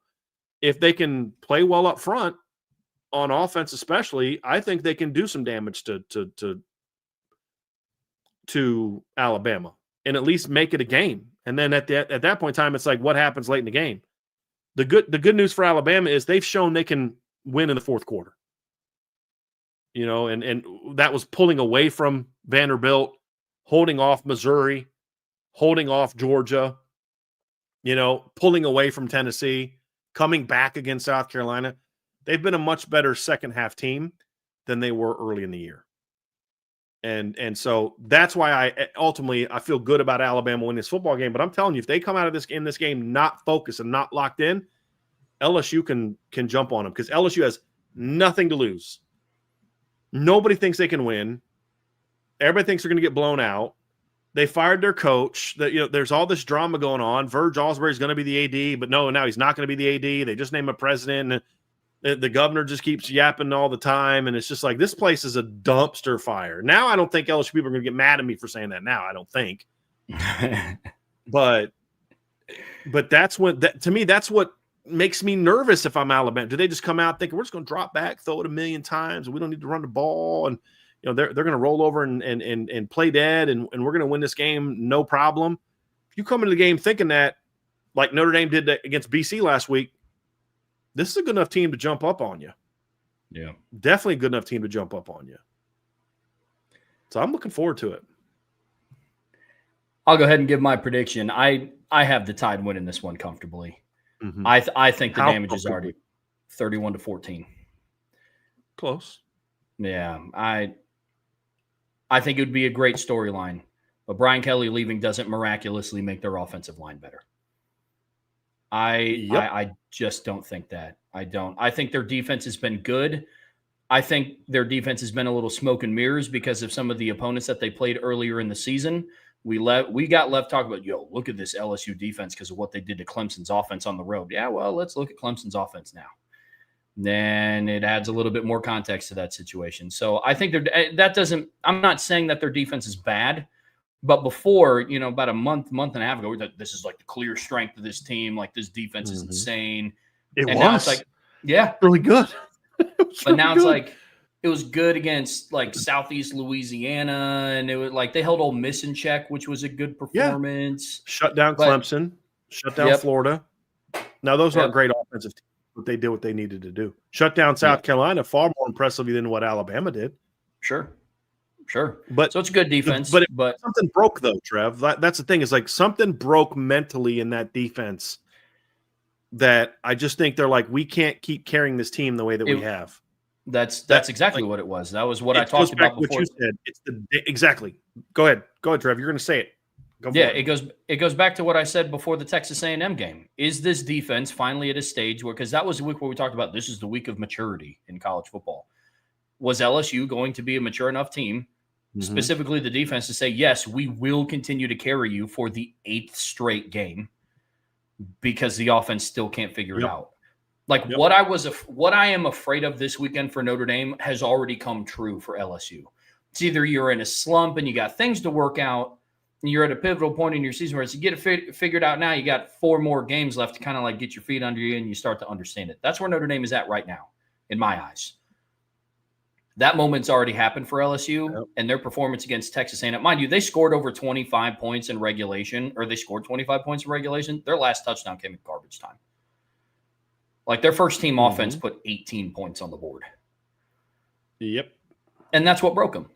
It's like, and so that's what I mean by saying they tried their best in the first half against Texas A&M, dude. They were battling. They were forcing mark. In the first drive, you're thinking A&M's about to run away with this thing. But then they step up and make plays, and so I mean, turn the ball over twice, and then gave it right back to their offense to go 3 and out. Like it's just that was kind of the straw that broke the camel's back. I don't see that changing on the road in Tuscaloosa. I have the Tide 31-14. It goes back to what I said, Trev. I just don't think that LSU can win this game without getting help from Alabama.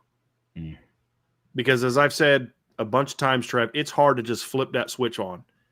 A&M did not just flip a switch on against LSU last week. They stopped shooting themselves in the foot. Mentally, they came out fired up for that game. They just made some mistakes that allowed LSU to get in the game. What I'm talking about is you come in and you're just like, this team is just beneath us, like kind of like they did against Florida State. They do that, then I think this is a really it's going to be a tough game for LSU to win. I do think LSU keeps it close early because I think for everything we said, they're talented on offense. They're going to hit some big plays in the pass game. I think it's going to probably take a quarter and a half for the Alabama offense to kind of figure some things out against them. They're going to be loose. They're going to be playing hard. Weeks is still questionable. Don't know if he'll play or not play. But I think early on, it's going to be a competitive game, and it's going to look like, hey, LSU's playing hard. But again, too much firepower for Alabama. Too many issues for LSU. Like you said, like I said at the beginning, you said your O-line just doesn't automatically get better because Brian Kelly's gone. Your pass defense doesn't miraculously get better because Brian Kelly's gone. I don't think. We'll see. We'll see how it plays out. But I've got it 38-24. I think it'll not be as bad as last week, but it'll be a similar formula. Competitive for the first half. Second half, Bama pulls away and wins the game. That's where I'm at. Brian, final part of the show. I'm hoping I'm wrong, just for reasons that we mentioned. But I think I just think this Bama team wins differently than they have in the past. But this is a team that knows how to win. That's what I don't think this team is getting enough credit for from some people that are so like, I'm not sold on Bama yet. That's because they're not killing people like they used to. But you know what this team has shown they can do? When the game's on the line, they can make plays on both sides of the ball to win games. Yeah. And that says something. LSU hasn't shown that. And Brian Kelly being gone doesn't make that all of a sudden a big part of their DNA. Brian, final part of the show here on the Irish Breakdown podcast brought to you by FanDuel. We have a list of a few other games to keep your eye on. Now, we're not taking as deep of a dive. We're not giving score predictions or breaking down the matchup. These are just other games that you guys should probably have your eyes on here. And we've split it up into a couple of different areas here. Definitely some other big games across the country. Definitely going to talk some Group of 5 matchups because I think that's a race that's really interesting that not enough people are talking about. And then we're going to round it all up with some Big 12 matchups. But One of the other games, Brian, number 2 IU is on the road in Happy Valley. Maybe not so Happy Valley at this point in time against Penn State Nittany Unhappy Lions. Valley. Just the Valley. Yeah, they're having a game this weekend. The Hoosiers travel to Unhappy Valley to take on the Penn State Nittany Lions. And the Hoosiers travel to Valley. Yeah. to take on Yeah, Penn State. It's not that. That's Fresno, buddy. The Fresno people are going to get us for copyright violations. They've already got the Valley. So it's Unhappy Valley right now. So let's talk about this Indiana-Penn State game, Trev. Kickoff is at noon, and right now IU is favored by 14.5 points on FanDuel, and I would be willing to bet that they might win a little bit more comfortably than that. Yeah, if it wasn't for a late turnover by Ohio State, that game's not even as close as it was last week, and Ohio State still won by 21, right? Wasn't the final 38-17? So, I look at this Penn State team, and there's too many issues with their roster right now. They're playing a true freshman quarterback. Nicholas Singleton is just a shell of himself right now. It's just one of the most bizarre. Like, I don't know what's worse of a drop-off, Penn State as a team or Nicholas Singleton individually. Like, it's been very bizarre. You kind of put them hand in hand, honestly, bro. Yeah. I mean, it's been really bizarre. You kind of thought like, well, hey, will things turn 38-14. I even gave him too much credit. Against Ohio State, he goes 6 carries for 18 yards. He goes 6 for 15 against Iowa, goes 7 for 20 against Northwestern. And you're like, well, man, like, their offensive line sucks. And I'm like, well, yeah, their offensive line's been a giant disappointment, but not for Katron Allen is still getting his, right? I mean, he's still at 688 yards. He's at 5.9 yards per carry. So, he went for $145 against Iowa. He went for 90 against Northwestern. He went for 76 against Ohio State. So it's like, this has been sort of a Nicholas Singleton problem. And there's just been weird energy around this team all year. And I was curious, like, how they were going to play, the last couple games. And they battled against Iowa in the first game without James Franklin, but they got smoked. I mean, Ohio State was toying with them last week. They really were. And if it wasn't, like I said, it was 17-7, and they forced that late turnover in the second quarter and scored, and going to halftime, and a much closer game than what the game really was. 17-14 at halftime, and you're like, this game isn't close. This game's not close. They just don't have the horses. Unlike, I think LSU has the horses to where if a couple things go their way, they could maybe knock off a team like Alabama. I just don't think Penn State has the horses right now, the way that they're playing. But it's one of those games where if you're Indiana, you just got to stay locked in and focused. And that's one thing Kurt Cignetti's team has done a pretty good job of. I don't feel bad for Penn State much. But the fact that their secondary has to go from Jeremiah Smith and Carnell Tate to Omar Cooper Jr. and Elijah Surratt sucks. That's a bad beat. Like that's rough. Yeah. That's really rough. Well, what made it worse too is you get to face Iowa, and then the next 2 weeks you got to face these groups of receivers. So yeah. Not great. I think this is going to be a blowout win. I think this is another opportunity for Indiana to just kind of say, hey, look, we're that team. We're that team. And I feel the same way about the next game, Trev, when we look at Georgia and Mississippi State.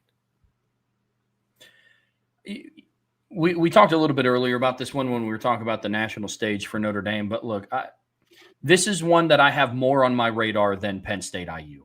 I think Mississippi State legitimately could upset Georgia. I'm not going to predict it, but Mississippi State's on the road. They've performed well at home. Georgia's been a little bit up and down. We were talking about teams that have a chance to make a run at a championship that have holes. I would put Georgia at the top of that list. They're just a real inconsistent team. Now, the thing about Kirby Smart that I respect, maybe the only thing about Kirby Smart that I respect, is the dude just won't lose. It's real hard to kill this Georgia team. And do I think that Mississippi State has the can do it? Can they? Yeah. Will they? No. Georgia's currently favored by 9.5 points right now on FanDuel. But this is one that you got to look out for because it's a really scrappy Mississippi State team. Some of it you have to. We give teams a lot of credit for being able to win and like win ugly. You know what I mean? Like, gosh, they just won't go away. How many is too ugly for Georgia? You know what I mean? 20-10 against Auburn, 43-35 against Ole Miss, 24-20 against Florida.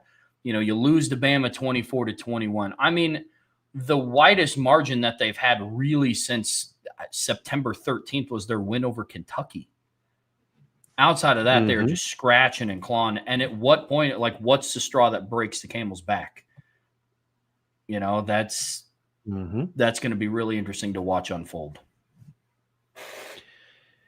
Yeah, like you said, Trev, this team just wins ugly, but they find ways to win. And this is a huge opportunity for Jeff Lebby too. Like, they almost had that signature win. Like, they were so close, man. Oh gosh, I'm still thinking about it.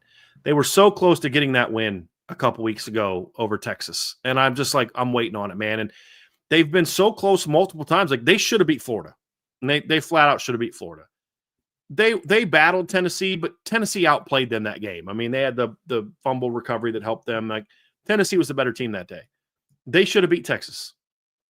They should have beat Florida. They should be sitting here right now, honestly, 7-2, with a 7-point loss to Tennessee and a 22-point loss to Auburn. I mean, to A&M. That's really where they should be right now. He's doing a really nice job with his football team because they were bad when he took over.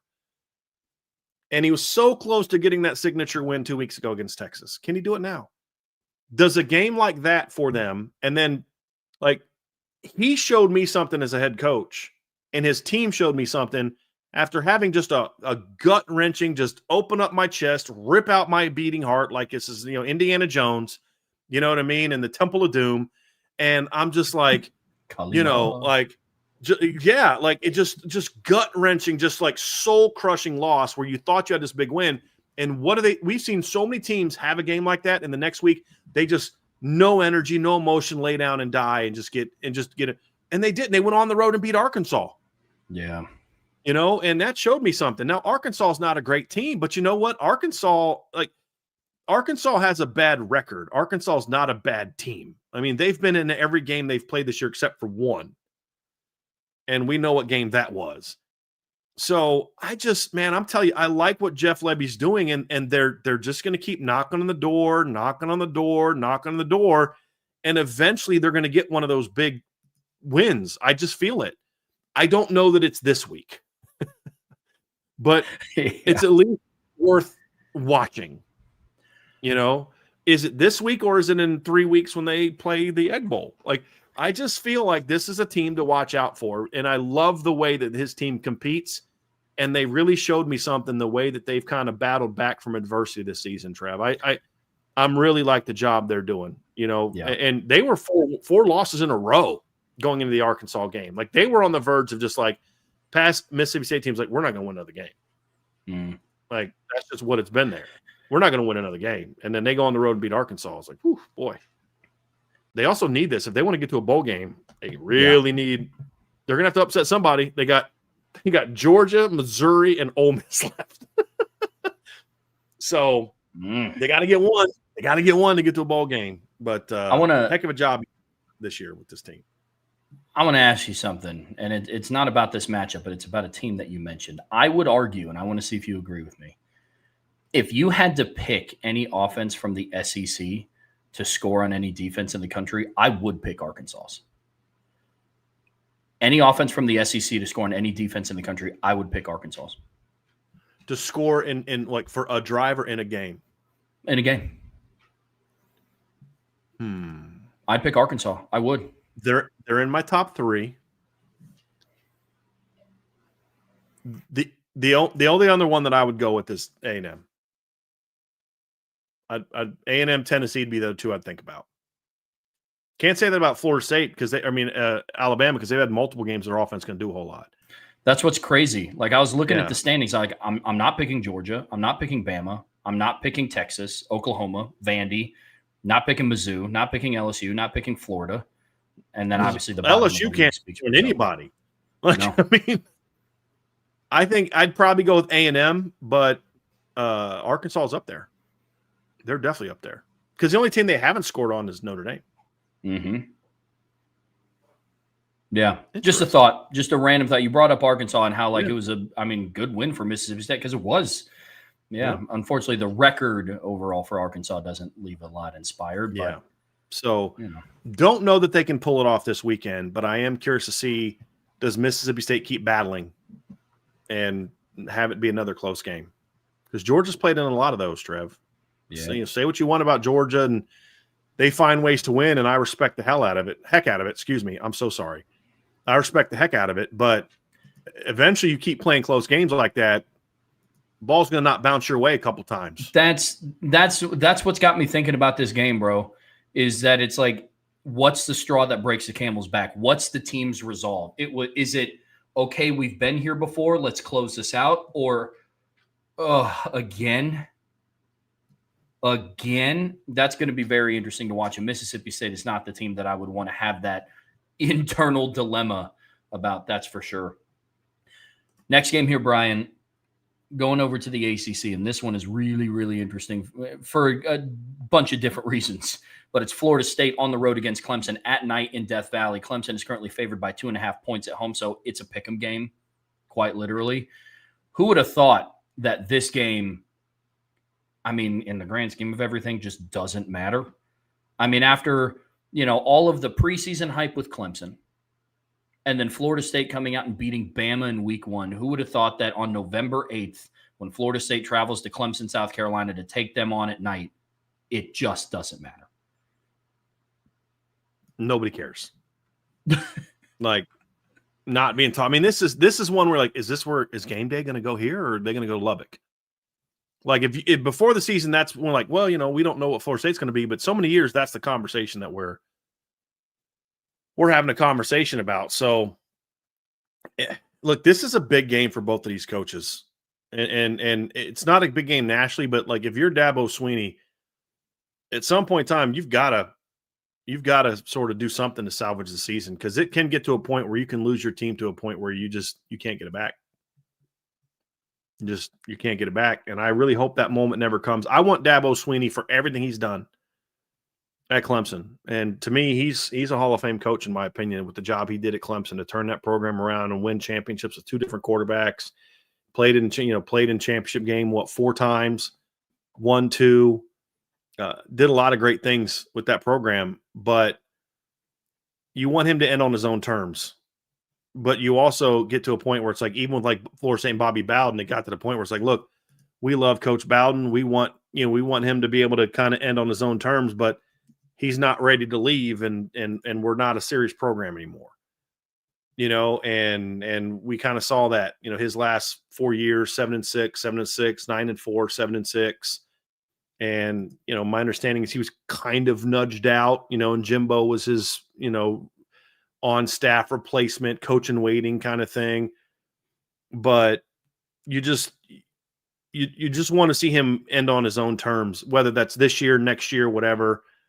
But at the same time, Trev, you're 3-5. If you don't beat Florida State this weekend, you're 3-6, and you still have road games against Louisville and South Carolina coming up. Does your recruiting class start to fall apart? I mean, do your players start tuning you out? I mean, I'm watching the game against Duke, and he's going off on his defense, and they're just ignoring him. And I'm like, wow, that's oof. This game has a lot of different meanings for both coaches, but it's different. For Dabo Swinney, it's about legacy. For Mike Norvell, it's having a place of employment in 2026. Yep. The concern – sorry. You're on fire today with the little tidbits. That's great. He's fighting for a place of employment. You're spot on. Yeah, man. Yes. I mean, and this isn't advocating for anybody to go for neither of these coaches, but that's just the fact of the situation. And with Dabo, here's the concerning thing. He himself is trying to change the expectation, and not in a good way. For years, Clemson was always about, hey, we're competing for national championships. This is as corny as it was, listening to him, as he should have, because it's an emotional moment, but listening to him with tears in his eyes at the end of going 15-0 and winning the national championship, being ranked number 1 for the entire calendar year, talking about how people didn't expect them to be there, but they were. As corny and as cheesy as that was authentic, but that was a standard at Clemson. The standard at Clemson was competing year in and year out for national championships. Here's the reality of the situation. The start of this year, that frame of reference changed from national championships to ACC championships because they haven't been fighting for national championships the last couple of years. And now they're not even going to compete for an ACC championship. Mm-hmm. So for Dabo, this is about legacy. Can you turn it around against an ACC rival and use that to propel you forward? That's what's at stake for him. And then for Mike Norvell, it's plain and simple. All right, bro. Like you have a chance of going 5-7 in this year, and that's a 3-game improvement from last year. That is not where you want to be as Florida State's head coach. And especially with all the money that they spent on that roster this offseason, too. Bro. Yeah. And on their new offensive coordinator who, left UCF as the head coach to come be your OC. Yeah, and then with all that cash money talk. And the other thing too, another thing too, Trev, is you're 4-4, similar to Clemson. You dropped this game, you're 4-5. You still have Virginia Tech at home and then road games against NC State and Florida. Mm-hmm. If you don't win this game, you might not even be 5-7. Mm-hmm. So fascinating game. I'm very intrigued by it. Also, rough look for Thomas Castellanos. Yeah. Well, I mean, technically he's not wrong because BC's been way worse than they were last year. Yeah, that's and true. Florida State's already doubled their win total with him at quarterback. So maybe he's Nostradamus, you know what I mean? Florida State's doubled their win total and BC is completely tanked without him. And, but no, it's a bad look. You talked a lot of that jazz this offseason and looked good for a couple weeks, and then it just kind of tanked. But this is a save your job kind of game. I'd like to see Clemson get this thing turned around, to be honest with you. But how bad do you have to be a dog to Clemson right now as Florida State? Yeah, like a 3-5 Clemson team. Yeah, that's rough. Brian, I know there were some other games too. We're talking about the group of 5. Now, this is a very interesting discussion because there's no group of 5 team right now ranked in the college football playoff top 25. Despite us knowing that eventually a group of 5 team will make it in, you might as well rank them. But there's a couple of different games that are going on, 2 on Friday night and then 2 on Saturday that are going to affect this race that I think are really interesting. Part of me wonders if they wanted to allow this weekend to happen before ranking a G5 team. And here, so you've got Navy at Notre Dame. Because a couple teams if Navy beats North Texas last week, I think Navy's in the top 25. If Tulane doesn't get upset last week, who did they play? UTSA. It was on, I think, Thursday night, Friday night. If they don't lose that game, they might be the team that's in the top 25. So you look at this weekend, and so you've got UTSA at South Florida, Tulane at Memphis, San Diego State at a 6-3 Hawaii. Nobody's talking about the job that Timmy Chang is doing at Hawaii, and he's doing a heck of a job right now at Hawaii. 6-3 this season, so at his alma mater. And then you've also got James Madison, who's no one also is talking about at 7-1, playing at Marshall. So I do wonder if maybe they were saying, hey, let's let this week play out.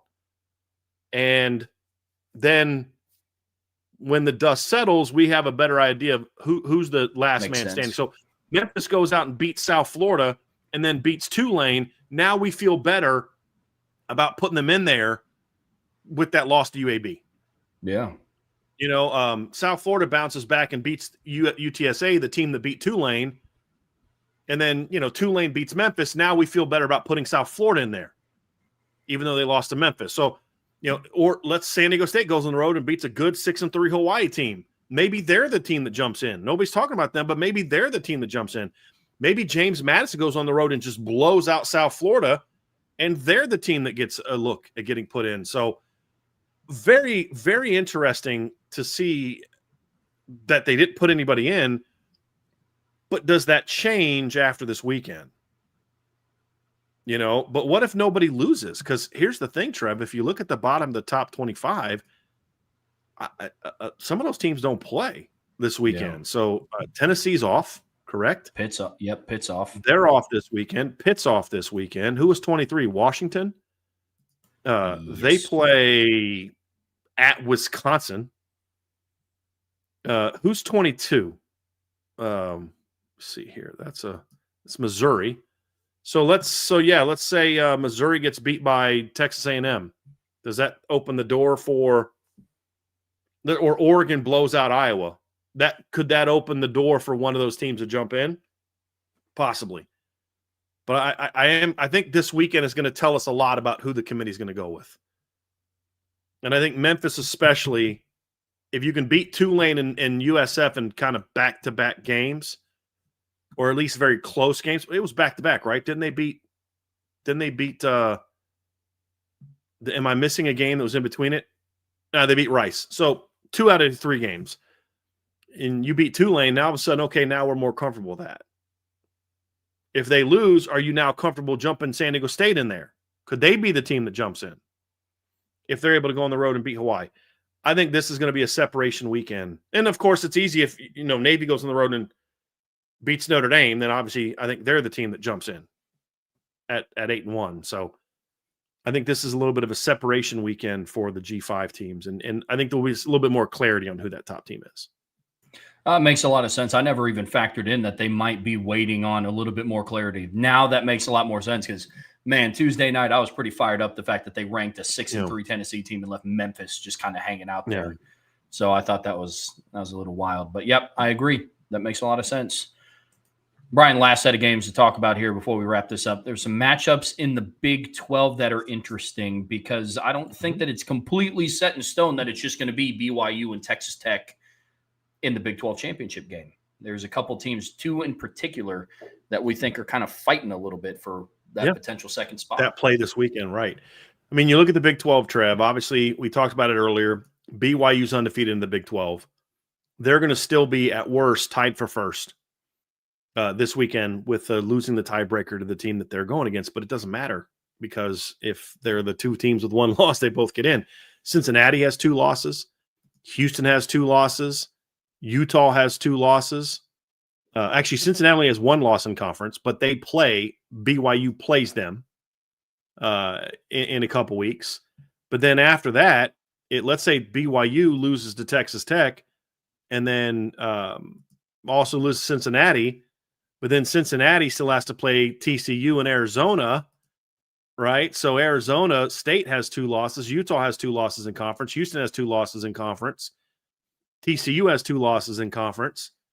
There's still a lot of teams that play each other that are battling. And then, you have to avoid upsets. So 2 teams that have 2 losses in the league that play this weekend because it's a little bit of a light weekend in college football. There's a decent amount of teams with buys.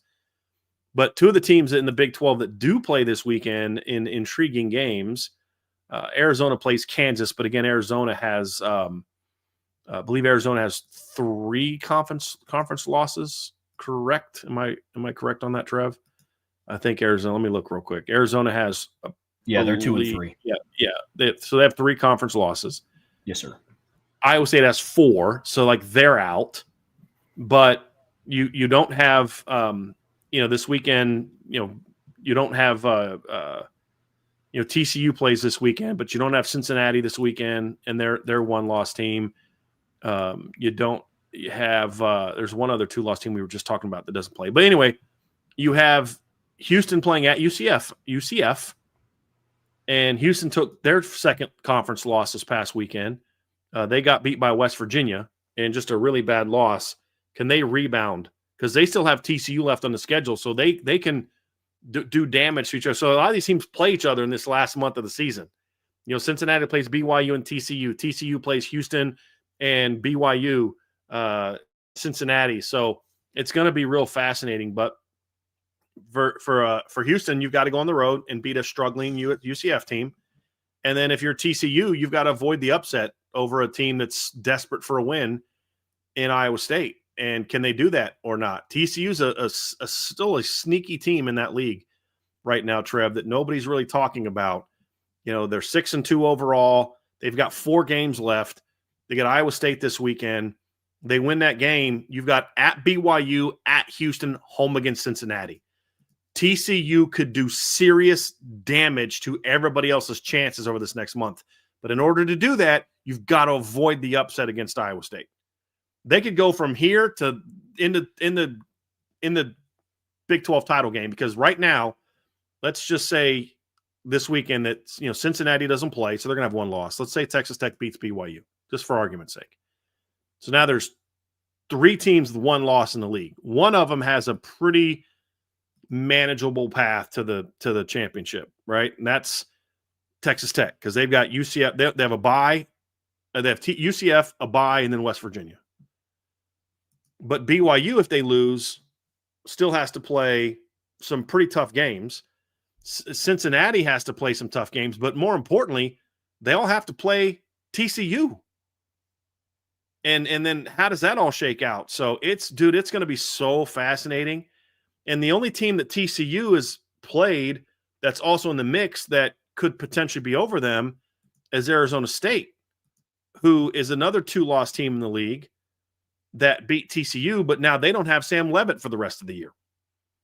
So last month of the Big 12 is going to be crazy. Crazy. One thing that I think that's interesting about that Houston at UCF game, UCF is not good. They've lost 4 out of their last 5 games. Most of them haven't really been that competitive. Houston is only a 1.5-point favorite. You could not have 2 polar opposite head coaches.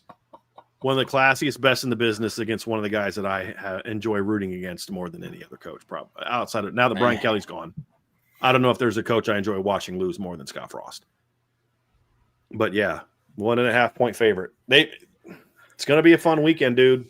What's the spread in the TCU game? What's FanDuel got for the TCU game? Iowa State game. Let me try to find it here. For the Iowa State game, TCU is favored by 6.5. Okay. Yeah. I'm very curious. Maybe for next week's show, Trev, I got a job for you, a duty for you. DUTY for you. Next week, I'd like to know, after this week shakes out, I'd love to know what are the tiebreakers for the Big 12. And we can kind of start looking at that on this Thursday show. It'll be a lot of fun. Right on. Well, cool, folks. Well, that's going to do it for us here today on the Irish Breakdown podcast. Here in about a half hour, a little bit under, the Steyers are going live on IB Nation Sports Beat. And then later tonight, me and Jesse Steyers are going live on the CFB Nation channel for this week's edition of the Spread Option. So not going to want to miss either of those. On your way out of here, make sure you hit that like button. Make sure you're subscribed to this channel. Hit that notification bell so you know whenever we go live. Got to say, Trev, there's one big game this weekend we didn't talk about. So undefeated Salisbury, my alma mater, this weekend, Trev. They're heading to Christopher Newport, play a team that I coached for. So, and 2 ranked teams. So want to wish luck to my alma mater, my former coach who's still there. And then, of course, Christopher Newport, who's set 13 and number 13 team in the country. Their head coach, Paul Crowley, I recruited to Christopher Newport my last year there. So nice. That's going to be a very interesting game. I'm going to have my eye on that D3 game this weekend. So my alma mater and my college head coach against a school that I coached at, and their head coach is a kid that I recruited to he played there, became an assistant coach after he got done playing there. He was a center, and then now a year or 2 ago, he's named the head coach. So very much looking forward to that one. Very much looking forward to that one. Wonder what the over-under is. Salty said Brian is a coaching tree. He didn't coach under me. I just recruited him. Well, folks, on your way out of here, make sure you hit that like button. Make sure you subscribe to this channel. You guys all know what to do. Make sure you're subscribed to the premium message boards at boards.irishbreakdown.com. I believe Brian and Sean are going live on Friday, I believe, for RTCF. Tentatively for 1 o'clock tomorrow. But I will also be on at 5 o'clock tomorrow with Sean Steyers to talk about the big recruiting. Well, it's not a big weekend like the others, but there's some very important recruits that are going to be on campus this weekend. So we'll talk about that tomorrow. A lot more content coming your way. Make sure that you guys are in the loop. So for Brian, I'm Trevor. We'll see you back here very soon on the Irish Breakdown podcast.